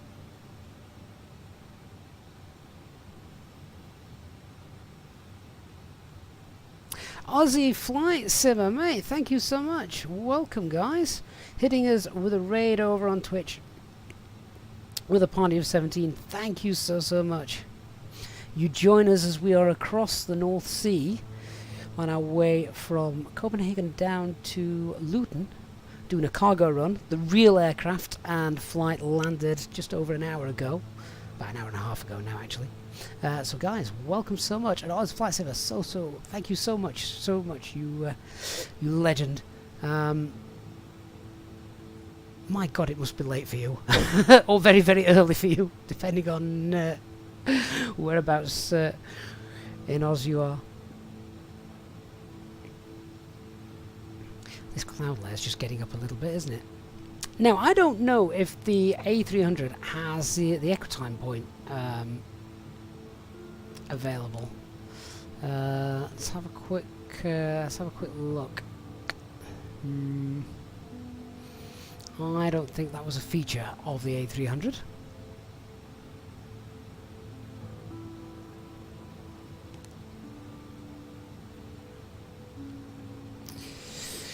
So we can put the descent forecast winds in to our McDo. I don't know if they called it McDo back then.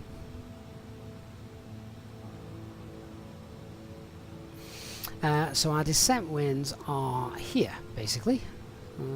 Just pop these in. So altitude 350. Winds are 306 at 64.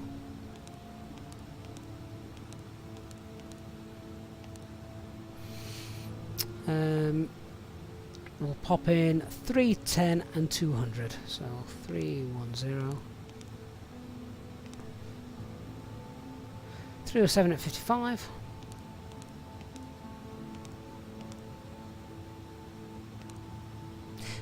And 200.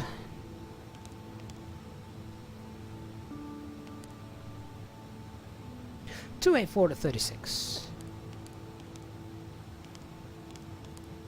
Because they have updated the VNAV a little bit as well with this aircraft following the update, so hopefully that's going to help.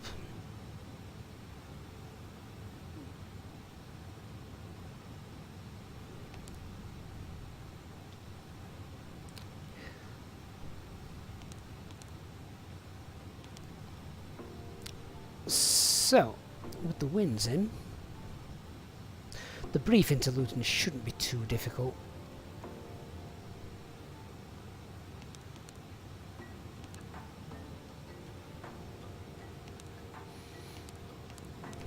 Top of descent is in, oh, less than half an hour. That's nice. Oz Flight Simmer, indeed, very of you, mate. Thank you so much for the raid. Look forward to chatting with you again soon when you've had some sleep. Have a good one, mate. Thanks so much. Hope you had a great stream.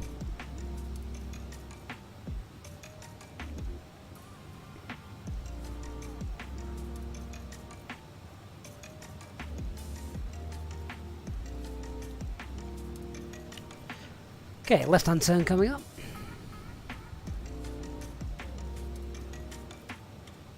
One thing I do keep forgetting to do in this aircraft is pushing the heading button. Thank God they did away with that in the more modern Airbus aircraft.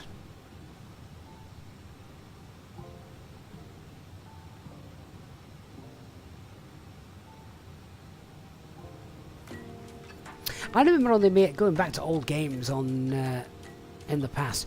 I remember a game on the Amiga. I have no idea what it was called. But you were like you were a dragon or a T-Rex or something, and you could blow fire out and burn the villagers' houses down. You could eat the villagers as well, which was quite cruel when you think about it now, but I used to love doing that as a kid. But I've got no idea what it was called. I don't even know what the aim of the game was. It was just something that kept you busy for a while.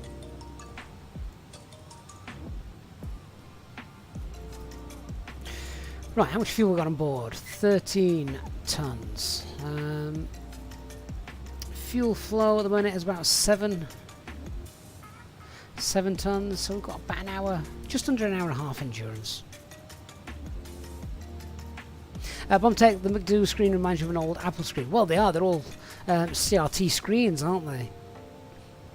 Except this new one, this new screen down here. This is beautiful. I'm loving this.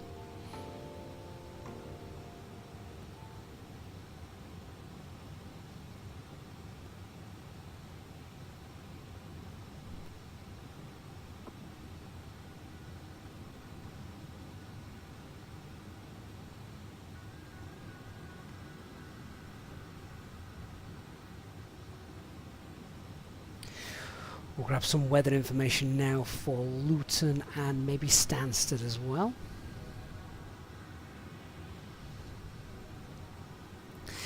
So that's now done down here, isn't it? Which is really nice.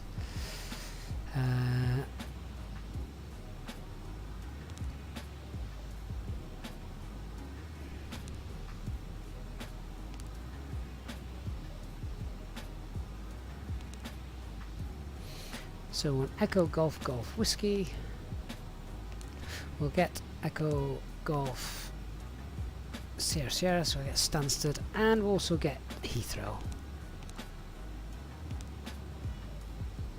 And just in case. Okay, send that off. Okay, so our alternate is 19017, that's wide open, that's fine. Heathrow is raining, visibility is fine, so that's Cat 1. Stansted, light rain, Cat 1. And that's the weather that we want for for Luton. So that is winds 200 at 12. Visibility is fine, broken 1,500 feet, overcast 2,000 feet. Temperature is 10 degrees. QNH 1025.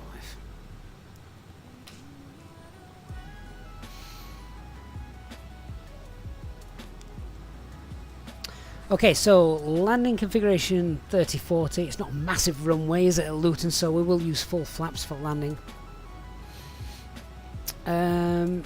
Wind correction, have we actually got, because they've got a new landing calculator here, haven't we? Let's just have a look at this now. So, just sync the weather, runway 25, wind, temperature, landing weight. I'm not actually sure what the landing weight is going to be. Find that out.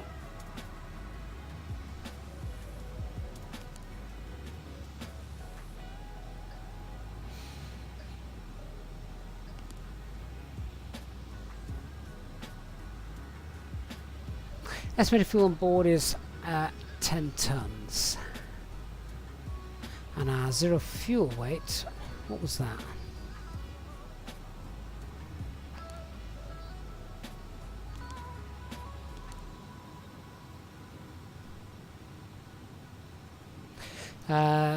So that's our gross weight. Presumably that's our live gross weight. So we'll look at subtracting the estimated fuel on board. What have we got? We've got 12.8 ton. Where's my zero fuel weight? Zero fuel weight when we departed wasn't the same as the OFP, was it? Alright guys, where can I access the zero fuel weight information that we had?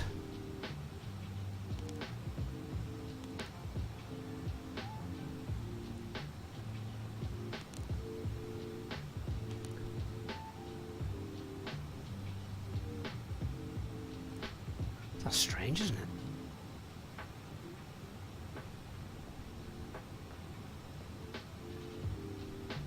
Oh, alright, we're going to have to do some maths. So we're going to burn according to the box. We're going to land with...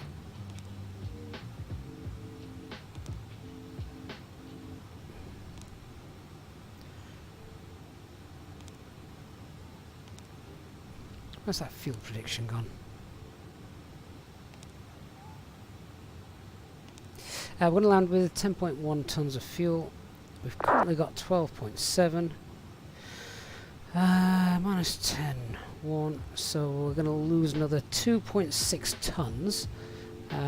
This gross weight is changing, so that is our current weight. So 110.9 minus 2.6. Which means our landing weight is going to be about 108.3. Yeah, Christian, I just wanted to check that this gross weight was a live gross weight, which it is. So, in that case, it is going to be that. But you can't just do this plus this, obviously, because this gross weight includes that. So we just want to take off the difference there. So our landing weight is going to be about 108.3.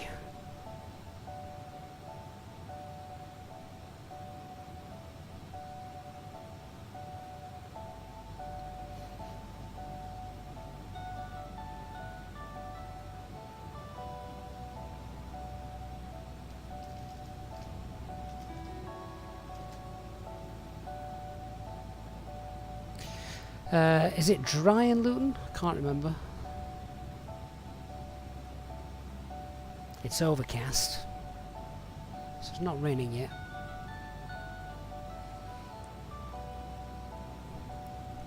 We'll go auto brake medium, I think, and calculate. So length is 2164, factored 1572. That's going to be fine. Could we get in with auto brake low then? Nope. Well, we could actually, that was the factored, but we'll go with auto brake medium, I think, for that.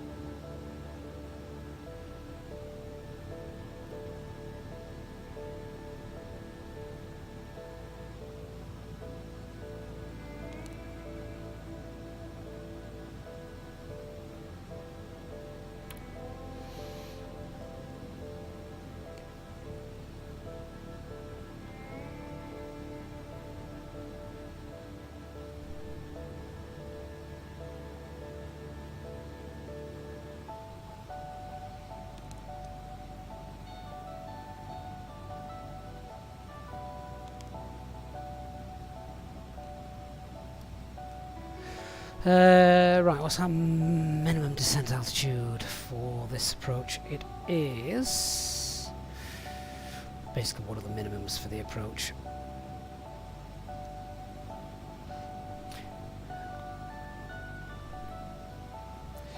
ILS Cat 1, 708.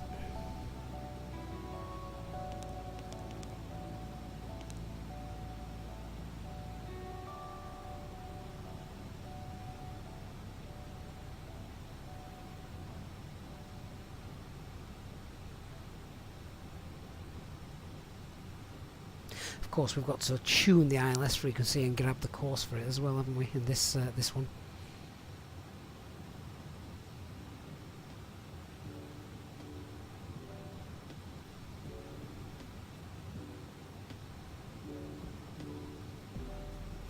Ah, Christian, were those on the lower E-cam down here? Oh yeah, of course they are. There's the gross weight. Yeah, that's our current weight. That's our current fuel, including, which is inclusive of the current gross weight. So yeah, I just wanted to see what we're going to land with. We just needed to take the difference off this value here, which is what we did.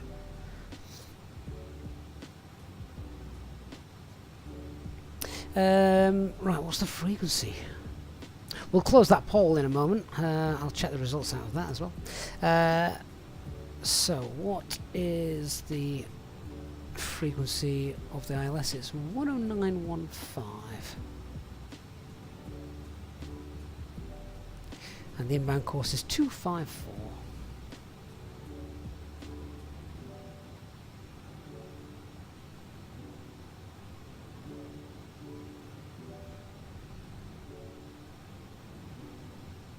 There we go.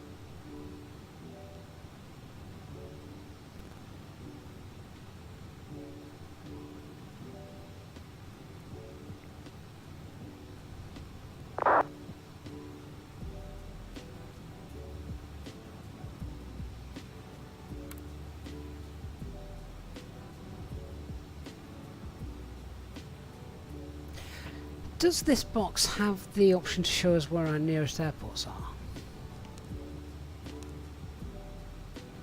Don't think it does.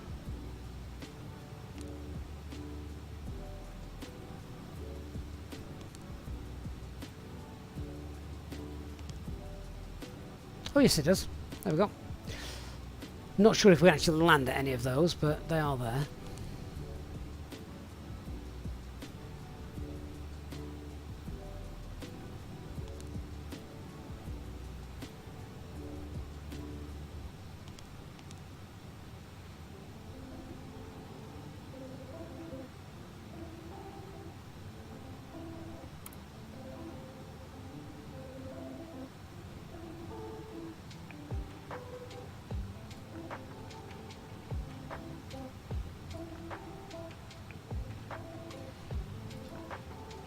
So our top of descent is 1455, which is in... that's in 8 minutes. Is that right?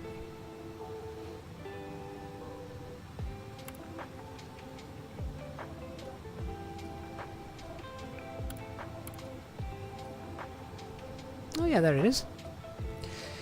Okay, well, time to look through the charts and get some information about our arrival in and brief it. So I've already got the weather.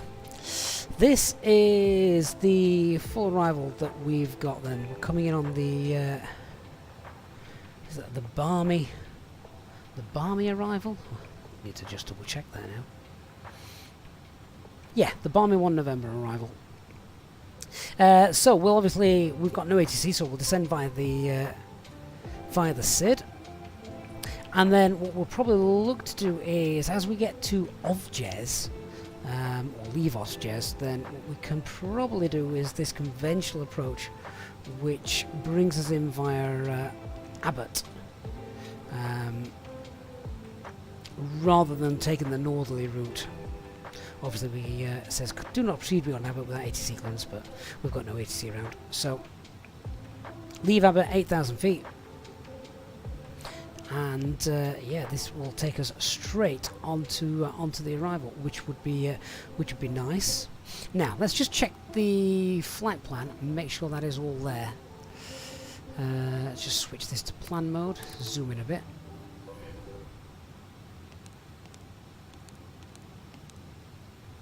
Yeah. So look, what we'll do is OVJES, then Abbott.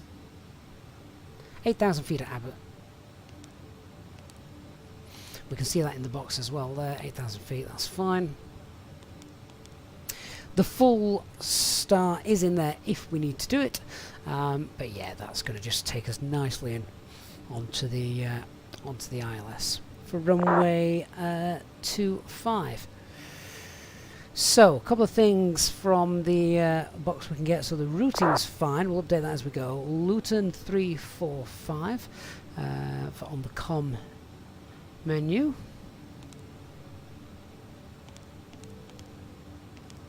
Tune that in there. The Barkway VOR 11625. Although we don't actually use that, do we? Unless we've got it set up here. It's worth noting though. We've got London Stansted beneath us as well as we're flying, so we might see that as well on our left hand side as we're coming in. Platform altitude 3,000 feet. MSA as we're coming in is 2,000 feet. Transition altitude 6,000 feet. Pappies to the left. Normal 3-degree ILS approach. That's straightforward. So yeah, that's fine. And then once we've landed, if we've got no ATC around, then the plan will be to vacate at most likely Bravo, Hotel possibly, and then we'll taxi via Alpha, and then up Delta, maybe Kilo, if maybe Foxtrot if there's other aircraft around, and we're on Unicom, and we're taxiing to the cargo terminal. So that's the planned route to get in. Let's just have a look at the go around in case we have to, for whatever reason. And that is 3,000 feet. Straight ahead to 2.3 ILS DME or 1,500, whichever's later, then a left turn to track 88. 3,000 then is directed.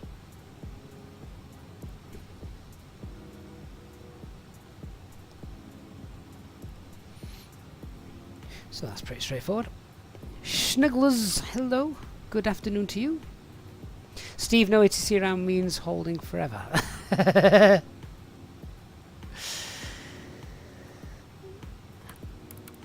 Yes, hope not.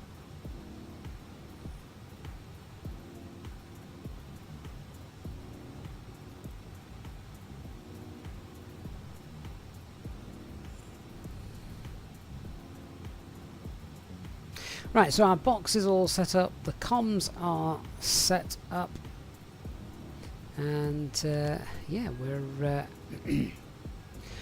all set up for landing. So, just to clarify the brief, as I've just been jumping around a little bit, let's, if we're all ready for the brief, let's do it now. Before I do that, we're going to close the poll, see how we did with that.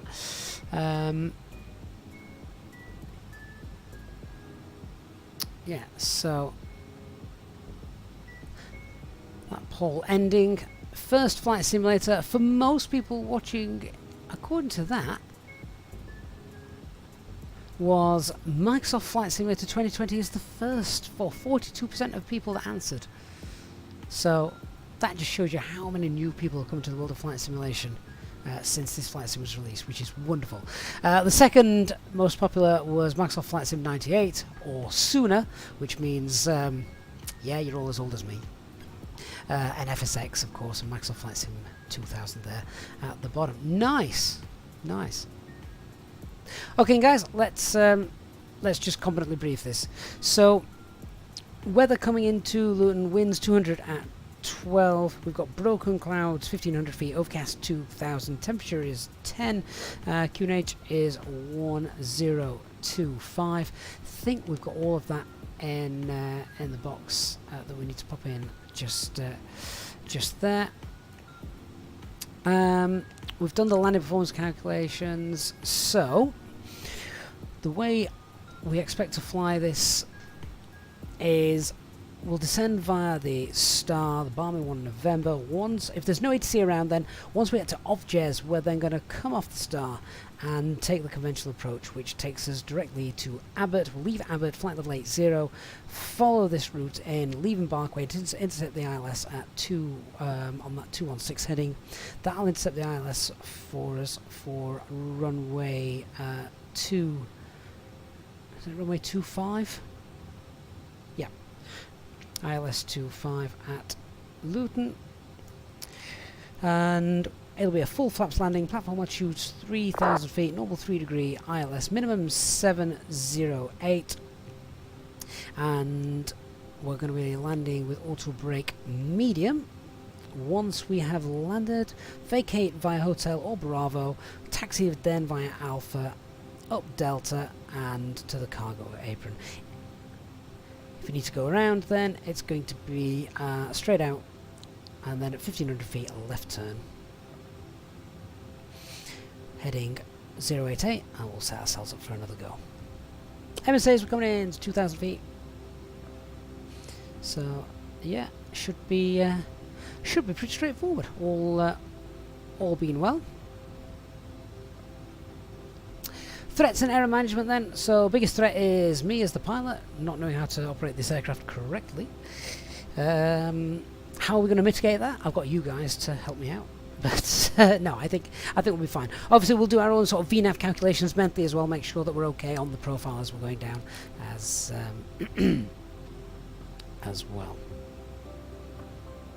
So, has anybody got any questions or anything like that? Shouldn't think it's any more complicated than that. It seems like a straightforward getting, doesn't it?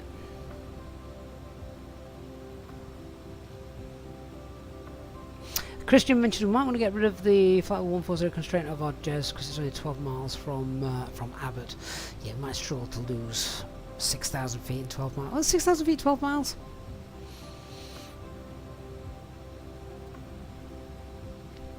Bit steep.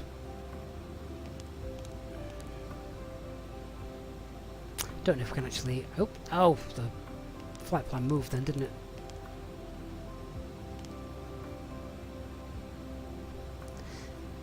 At or below. Right, I'll tell you what we'll do.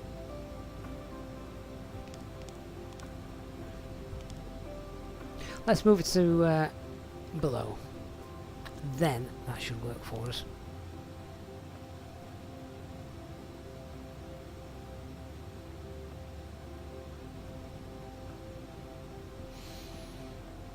Hey, Leanna, good to see you. Says you need a refund for your failure. No, you don't. You don't. No refunds here.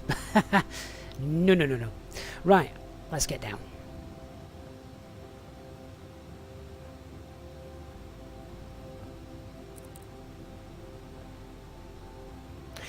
Use level change because we're a bit low getting down, a bit late getting down. So our first constraint is 2.6. I'm going to wind that down to 2.5 actually. Not 2.5, 2.2 for Miguel. Something failed, Leanna, we just didn't know about it.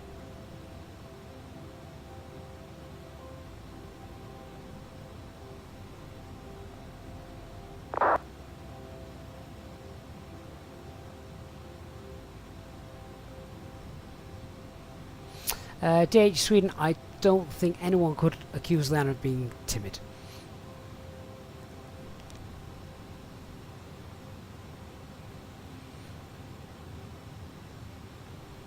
Let's have a look. Have we got any ATC knocking around?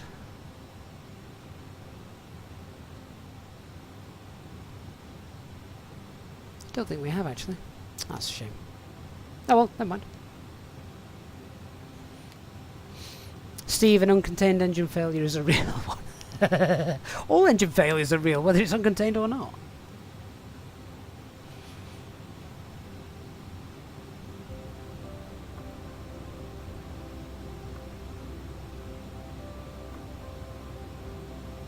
Wind that speed up a little bit. There's no one around, but good habits. We've got the seatbelt signs on.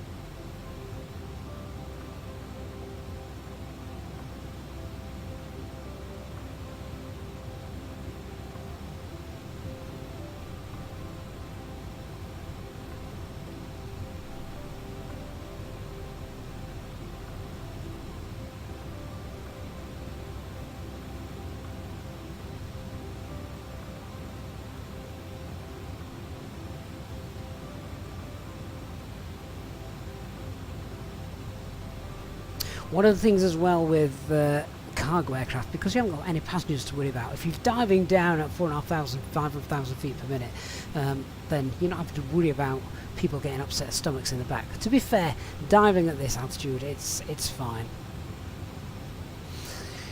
Analago, thank you for letting me know I'd still got the chance there. Apologies for that.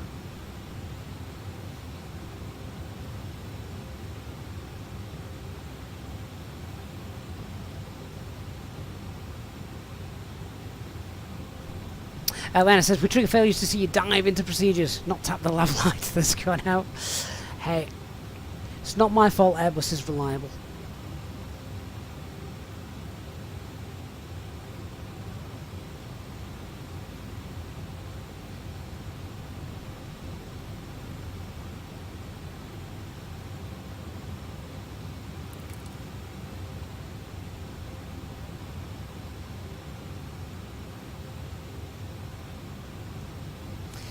Here now we can see the, I think it's the Suffolk coastline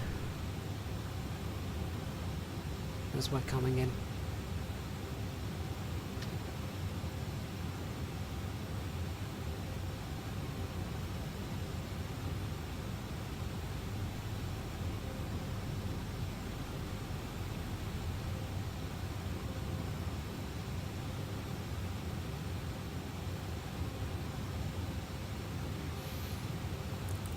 Okay, we're going to pop that back on to profile mode, so profile speed, profile altitude.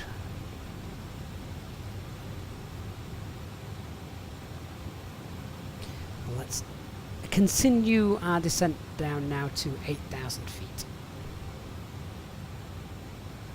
So 8,000 blue. PDES is armed until we pass Miguel, or Miguel.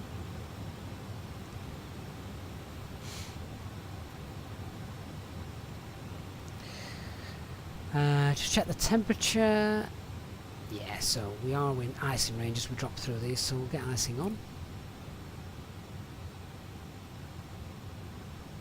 Oh, Steve, an orange duvet cover, could you imagine?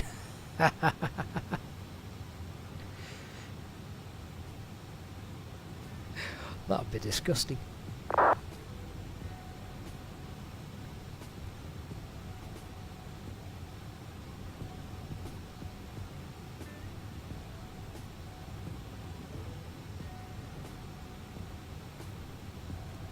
Right, so I don't think we've got any air traffic control around, so I'm going to tidy up the flight plan now. We're going to go straight from Ovjed to Abbott. So we'll clear out a few of these waypoints.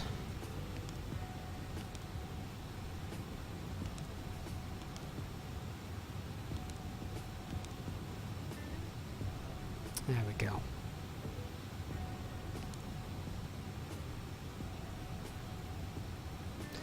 just check what that looks like on the plan. That's it, perfect. And there's Stansted on the chart.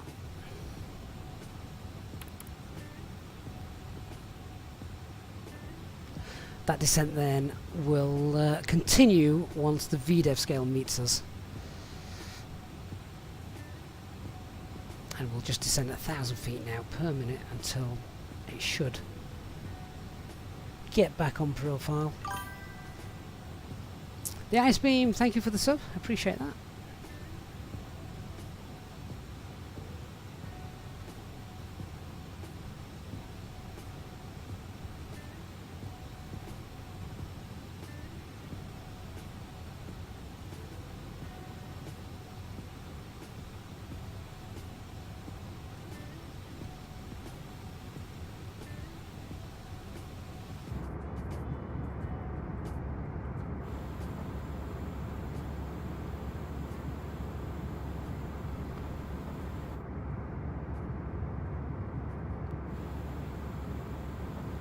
Steve, it's welcome to Doncaster Luton coming up. Nearly at London.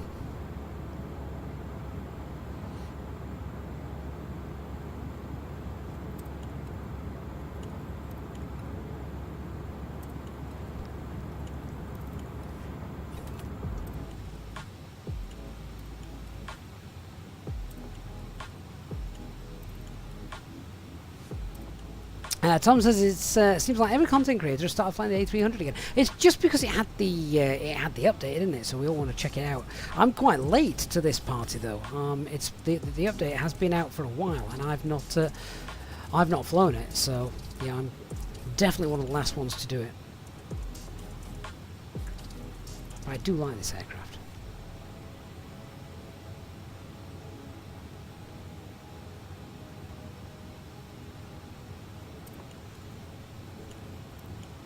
An early insight into Boeing, good lord, early insight into Airbus engineering.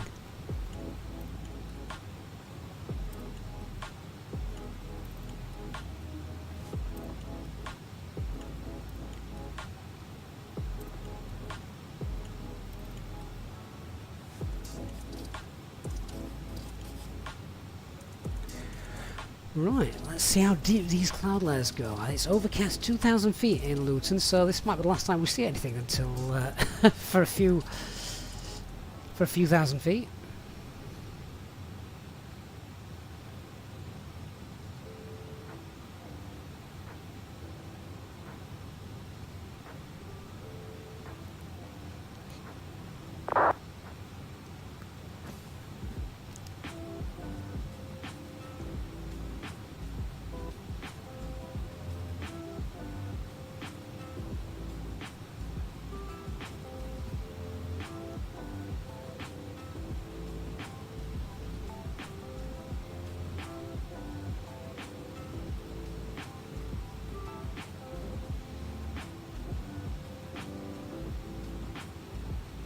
$87 miles to destination. Is that 87 miles?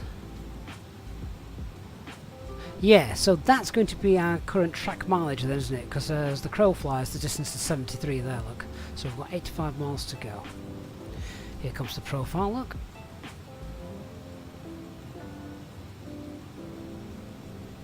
Hey Bruno, good to see you. Tony says bought this aircraft last week, downloaded it last night, but not tried it yet. Looks good. First time away from the Phoenix. Tony, you'll like it. I think you'll really like it because there's a lot of old friends that you're familiar with from the newer Airbus A320. I say newer Airbus. When did that first fly? Was it 86, something like that? Might have been 84 actually. I know we're about the same age.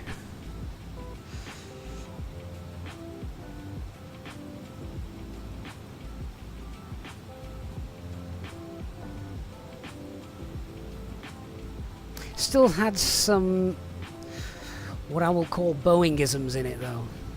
Things like having to lock the landing gear. Don't need to do that. Push the heading bug with every direction change. Don't like doing that either.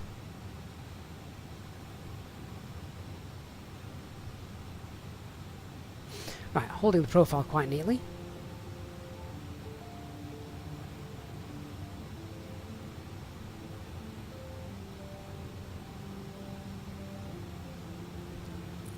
Turn the weather, the train radar off. We should have a bit of a weather radar going on, look. There we go. It's not very reliable, sadly, but it is there. Okay, let's concentrate then on the arrival. Anthony, good evening. Mark, are the stars long to avoid Heathrow and Stansted? Yeah, they've got to keep them out of the way. It's the departures from Stansted. They have to keep you out of the way of those. So, yeah, if you have a quick look here, the arrival takes you up to this waypoint here called Zagzo. Rather than just being able to come straight in via over the top. Now, funnily enough, that is what we're doing with this approach. But even so, look, it still keeps you north of Stansted, so make sure there's no conflicting traffic there. Now, some departures from Stansted do take you straight out and then via the Barkway VOR, so they would have to coordinate and make sure that you're not going to obviously descend into something that's coming out of Stansted.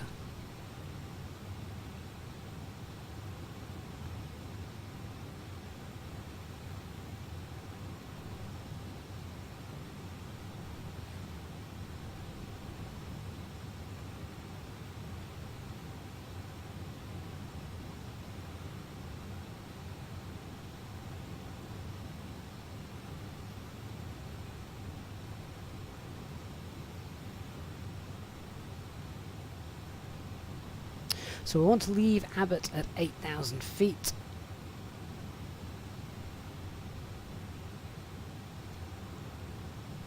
Which, for me, I want to get down a little sooner. Profile's looking okay, but we still need to slow down.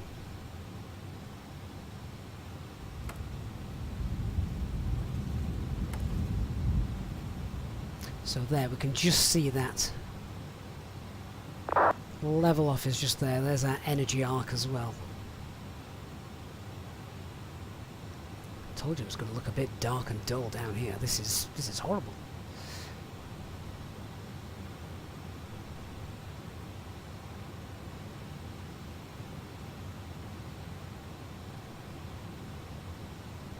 Track mileage to go about 61 miles, so we're nicely below the profile at the minute.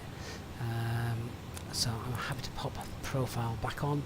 So we're now on PDES, P speed.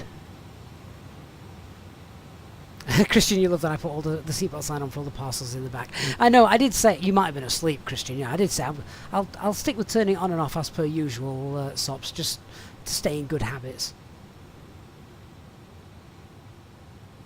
Oh, Dan, you're at Stansted Ground. Didn't realise we were flying here, otherwise you'd have logged on there. Oh, Dan, that would have been good.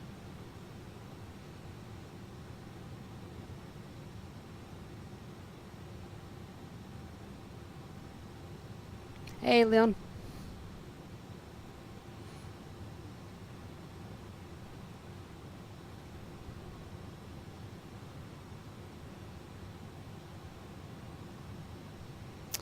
So fuel is about 10.5 tons. That's not going to be a million miles off then. I think we planned to land with about 10.1 tons of fuel. So that, yeah, that's going to be pretty close.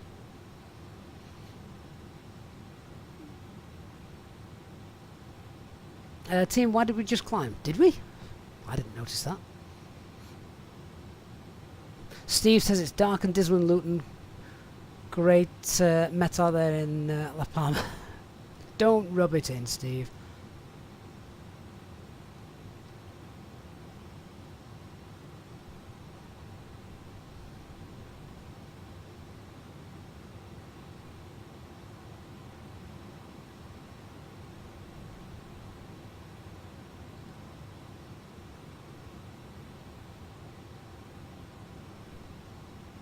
Don't think we'll see much out of the window now till we drop below 2,000 feet.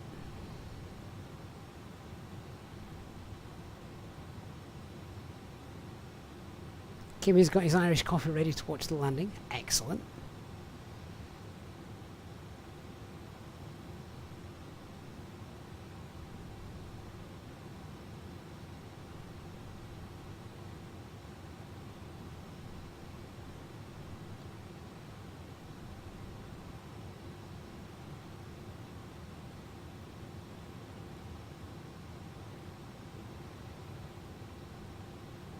Oh, slight break in the clouds there, that looks neat. I really must remember to update my Rex AccuSeasons. Still looking like autumn in my sim. What they really need in Rex AccuSeasons is a flooded and bog setting. Right, let's get the lights on before we forget. Man, this looks rubbish, doesn't it? That doesn't look like something you want to fly through.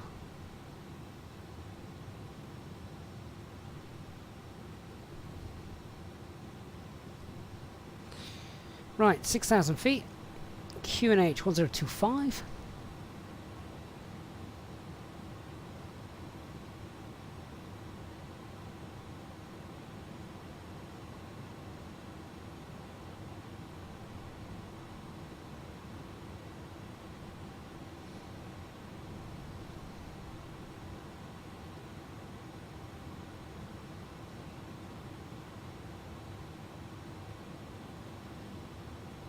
A little bit of speed brake just to help us get down. I think we're just a few hundred feet above.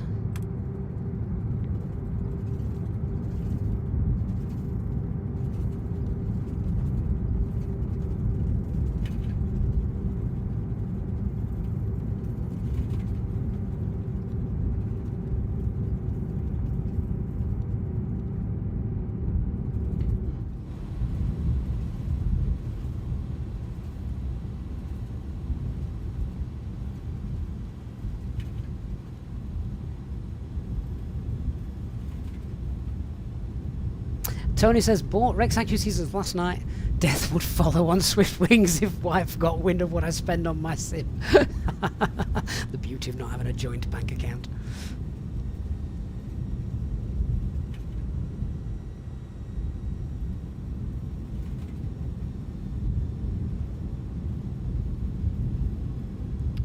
$39 miles to run, 38 to run.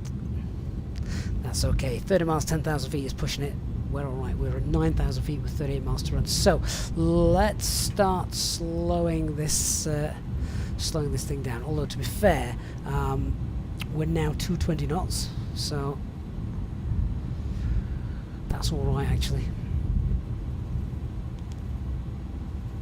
We'll not enter the final approach speed just yet. Hey, Dan's here, Nolex. Hello from a very hard-working individual. That is myself, don't lie. How you doing, Dan?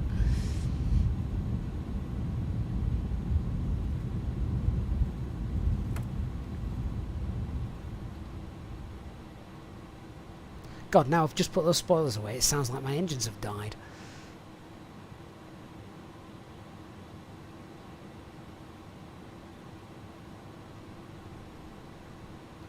Steve says, unbeknown to my wife, I spent 2,000 just on the sim shed. Has she not noticed? Not just the lack of money, but the new shed.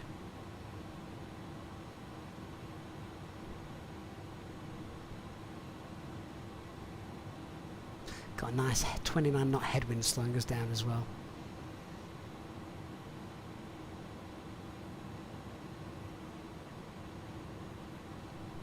Right, so our platform altitude is 3,000 feet. So we'll just set 3,000 now.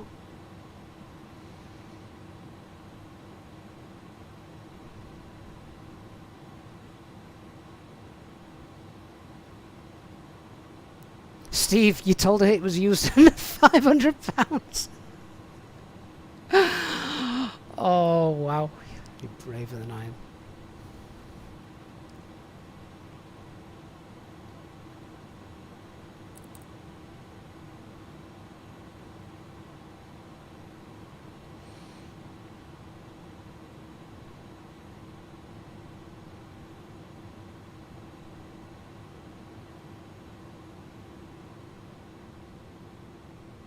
Okay, so we're descending now at about 600 feet per minute. I'm just going to check the chart, see where we would intercept the ILS at Fox 25. Fox 25 is just there, so maybe just wind that up to 7, because we do need to slow down a little bit as well.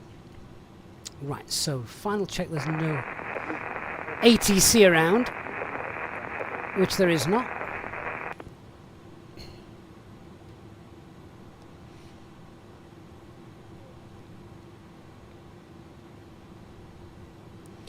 And we're about, how many miles? We're about 25 miles out.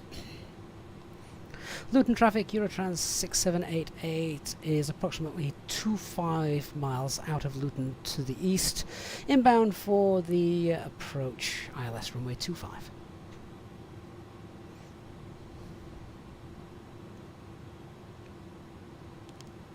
Okay, final approach.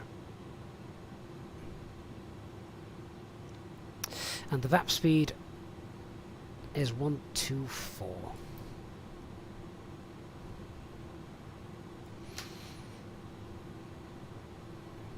So let's start configuring ourselves then. So slats 15, speed's good. Transfer traffic, departing runway 22, collecting track, departure, transfer traffic.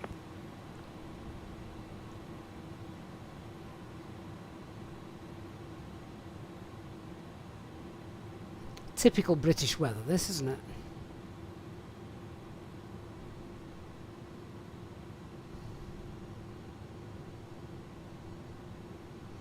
Christian says maybe she does the same. What? She's got a flight simulator shed somewhere as well. Never. Alphanese at Autoland? No, shouldn't be. Shouldn't be. Old man says she just buys clothes and shoes at half the price when that she tells you. Okay, flaps 15.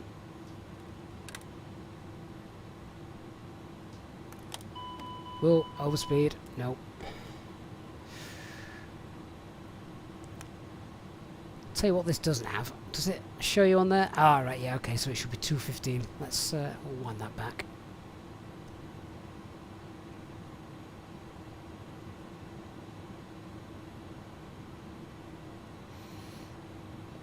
Speed's now dropping.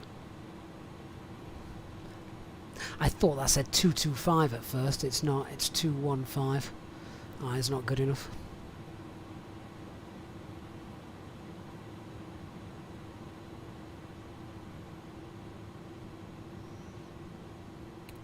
Okay. Flick to the ILS.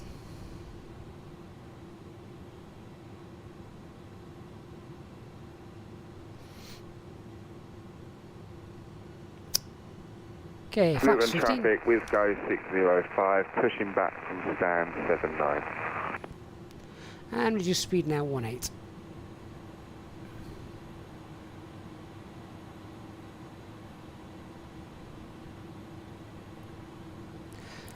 Activate land, so we've got alt glide slope lock blue, cap 2.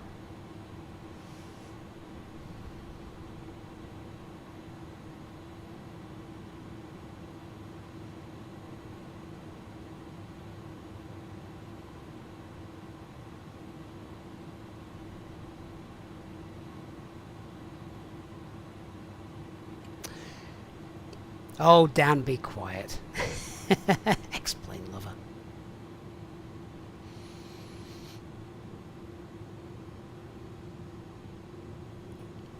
I'd have also had to spend about 3 hours installing everything first. Tracking to holding point Alpha 1, runway 25, via Delta Alpha.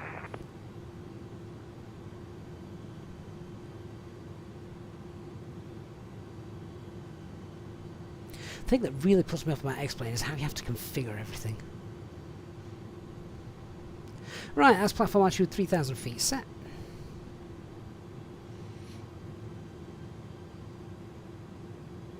And we should be picking up that localizer and glide slope very soon.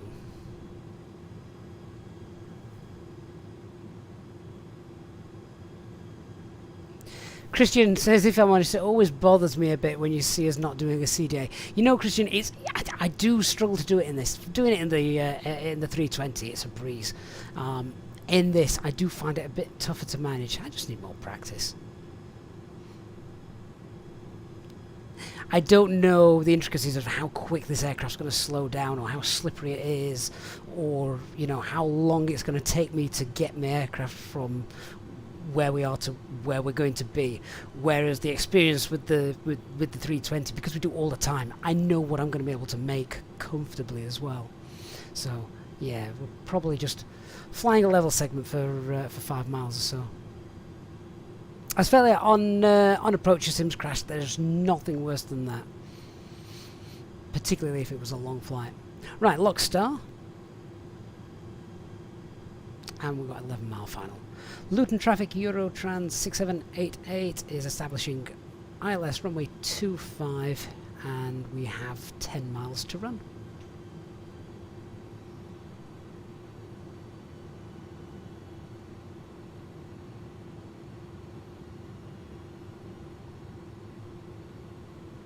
Here comes the glide slope, Christian. You'll be happy.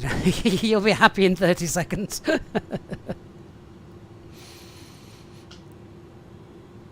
I'll be happy when we drop out the clouds. Was it overcast 2000, the ceiling, wasn't it? So hopefully we'll see something shortly. If you do need to leave once we've touched down, please remember to hit that like button as you depart our aircraft. Hope you've had a great flight with us this afternoon. Of course, there's the aviation merch store as well to check out. And if you do want to pick up Luton, where we're landing, or the IniBuilds A300 aircraft, then if you use the links at the top of the chat and in the video description, Wisco 605, you runway 25 via Echo Delta Alpha. You'll be able to obviously grab those and at the same time support the channel as well. Steve, minimums were 7 something. Don't know. It doesn't actually say it up here, does it actually? Something like 710, I think.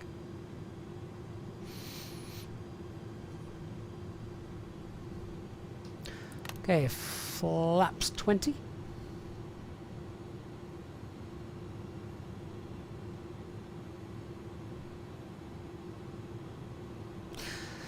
Glide slope captured, missed approach is 3000, that's set.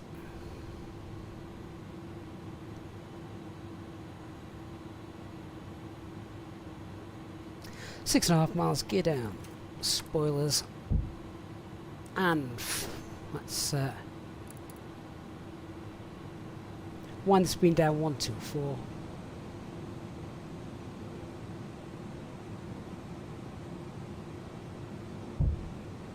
Flaps full.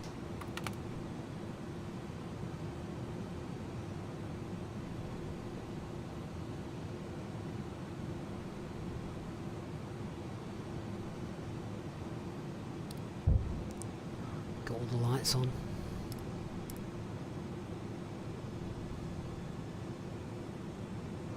Why are we not slowing down?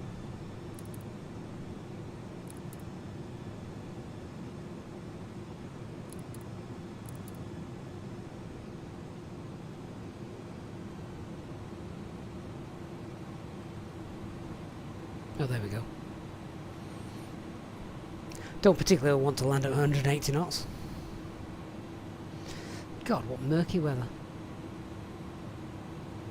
And a decent 34 knot wind from the left as well, so this could be interesting.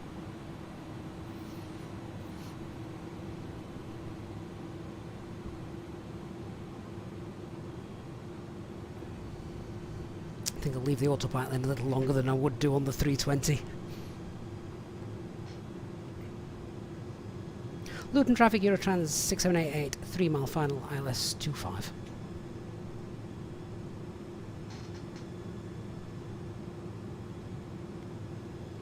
Circle 70, that is a 7 mile final, DLS 27 left at Heathrow, traffic is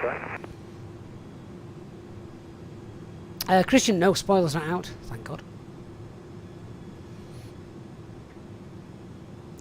Oh, it's murky and misty. Look at the cloud layers just literally blowing across that runway. Negative, Heathrow.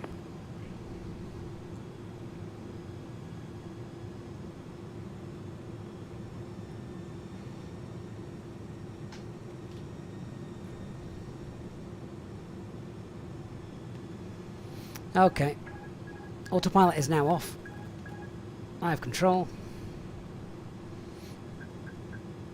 See what happens.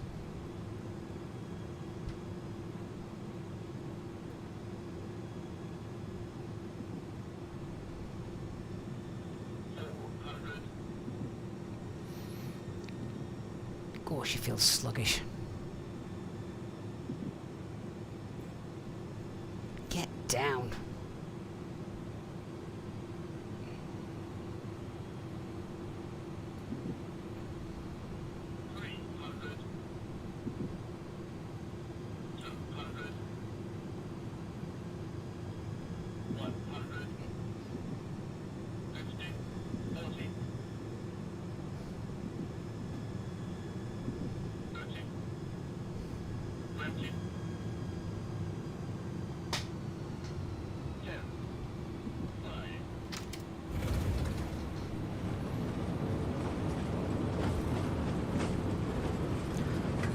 Oh, I have to concentrate on that one.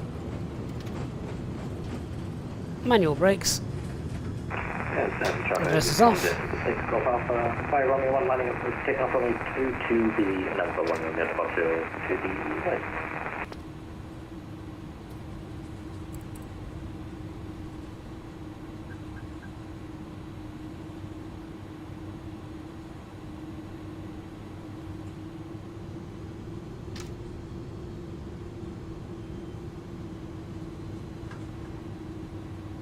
First thing I'm noticing at the moment, we've got Vatsim traffic, we're in a very detailed Luton airport, the weather is rubbish, but the performance is stunning. Luton traffic, please for takeoff, runway 25, easy 1010. Luton traffic, runway 25 vacated. Right, I will stop before we move anywhere, all the de-icing equipment there. And then we'll check out the replay as well once we've parked up. So, that can come off, that can come off, they can come off. That goes to taxi, that can come off. They're off as well. Transponder goes to on. Weather radar off. Luton traffic with go 605, holding at Alpha 1, waiting for the EasyJet to depart 25. Isn't that always the case? Luton traffic Eurotrans 6788, taxiing to cargo terminal now via Bravo Delta. Manchester traffic, shuttle 208 is clear of 23 right back Heathrow.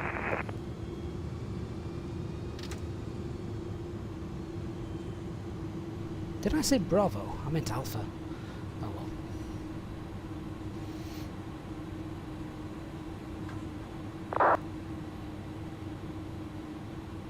Heathrow traffic, circle 6 to the extension, stand on 0 Tanker Alpha.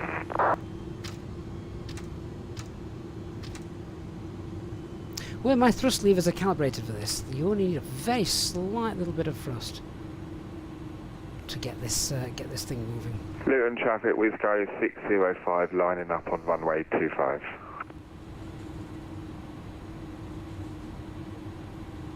See, Christian, that's one of the things. I forget this aircraft doesn't auto-trim. It's not fly-by-wire, is it?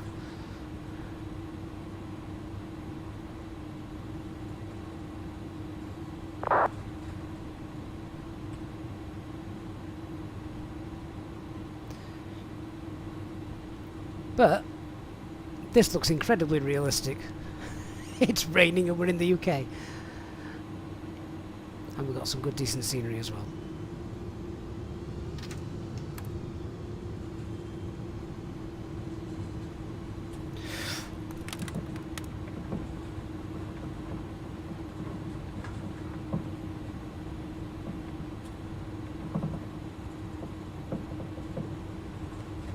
Flyby cable.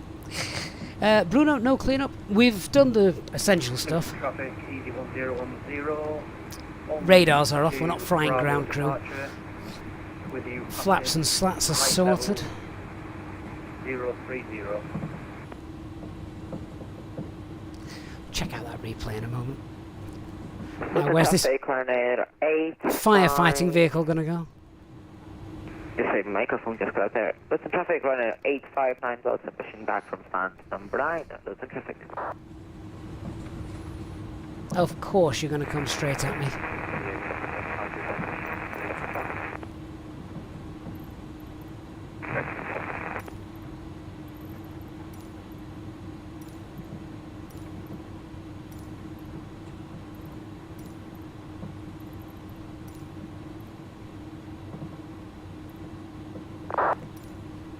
Luton traffic, Wisco 605, clear of runway 25.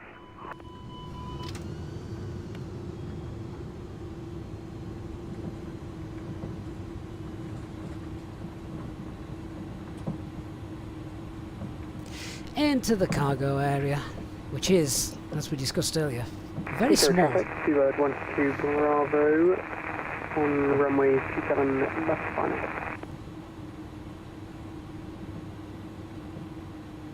That tug driver's facing the wrong way.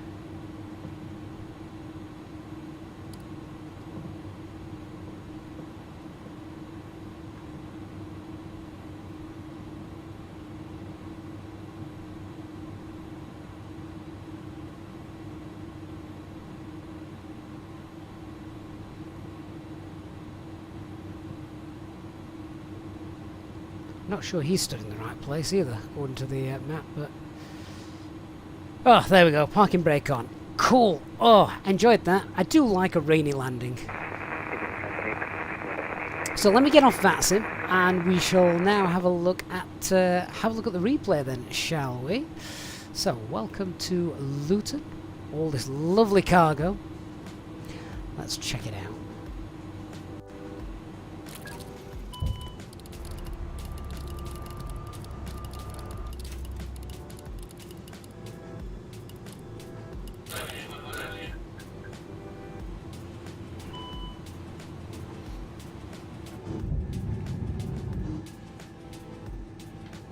Which view would we like? I think I quite prefer this one for landing. Nothing in the way. Steve, is East Midlands their biggest hub? Yes, it is. Yeah. Christian, do I still have the UK 2000 GSX profile installed? Maybe. No, I don't think so. I'm not sure I ever had one.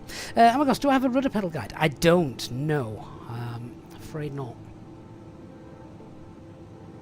Kerry, am I using the frame gen mod? No, I'm not. No. Probably be even better with that, wouldn't it? I've just not had a chance to install that kind of stuff.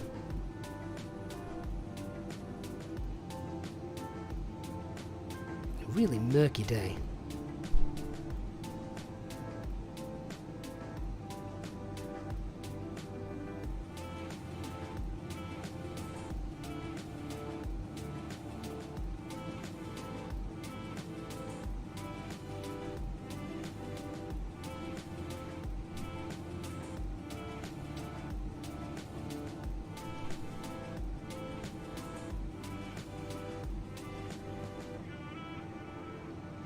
Yeah, I do feel sometimes like it takes a while to get this aircraft down.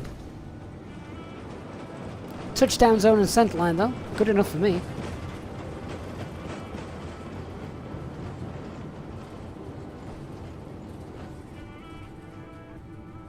See what it looked like from outside, shall we?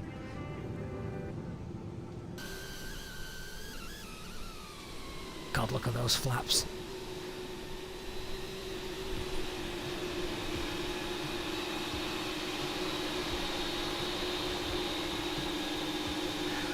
Did seem to be battling the wind a little bit as well at times.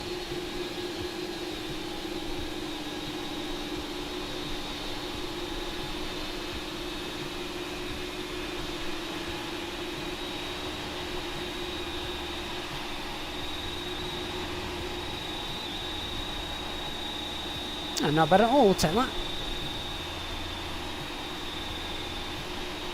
Tony says it sounds asthmatic on the replay.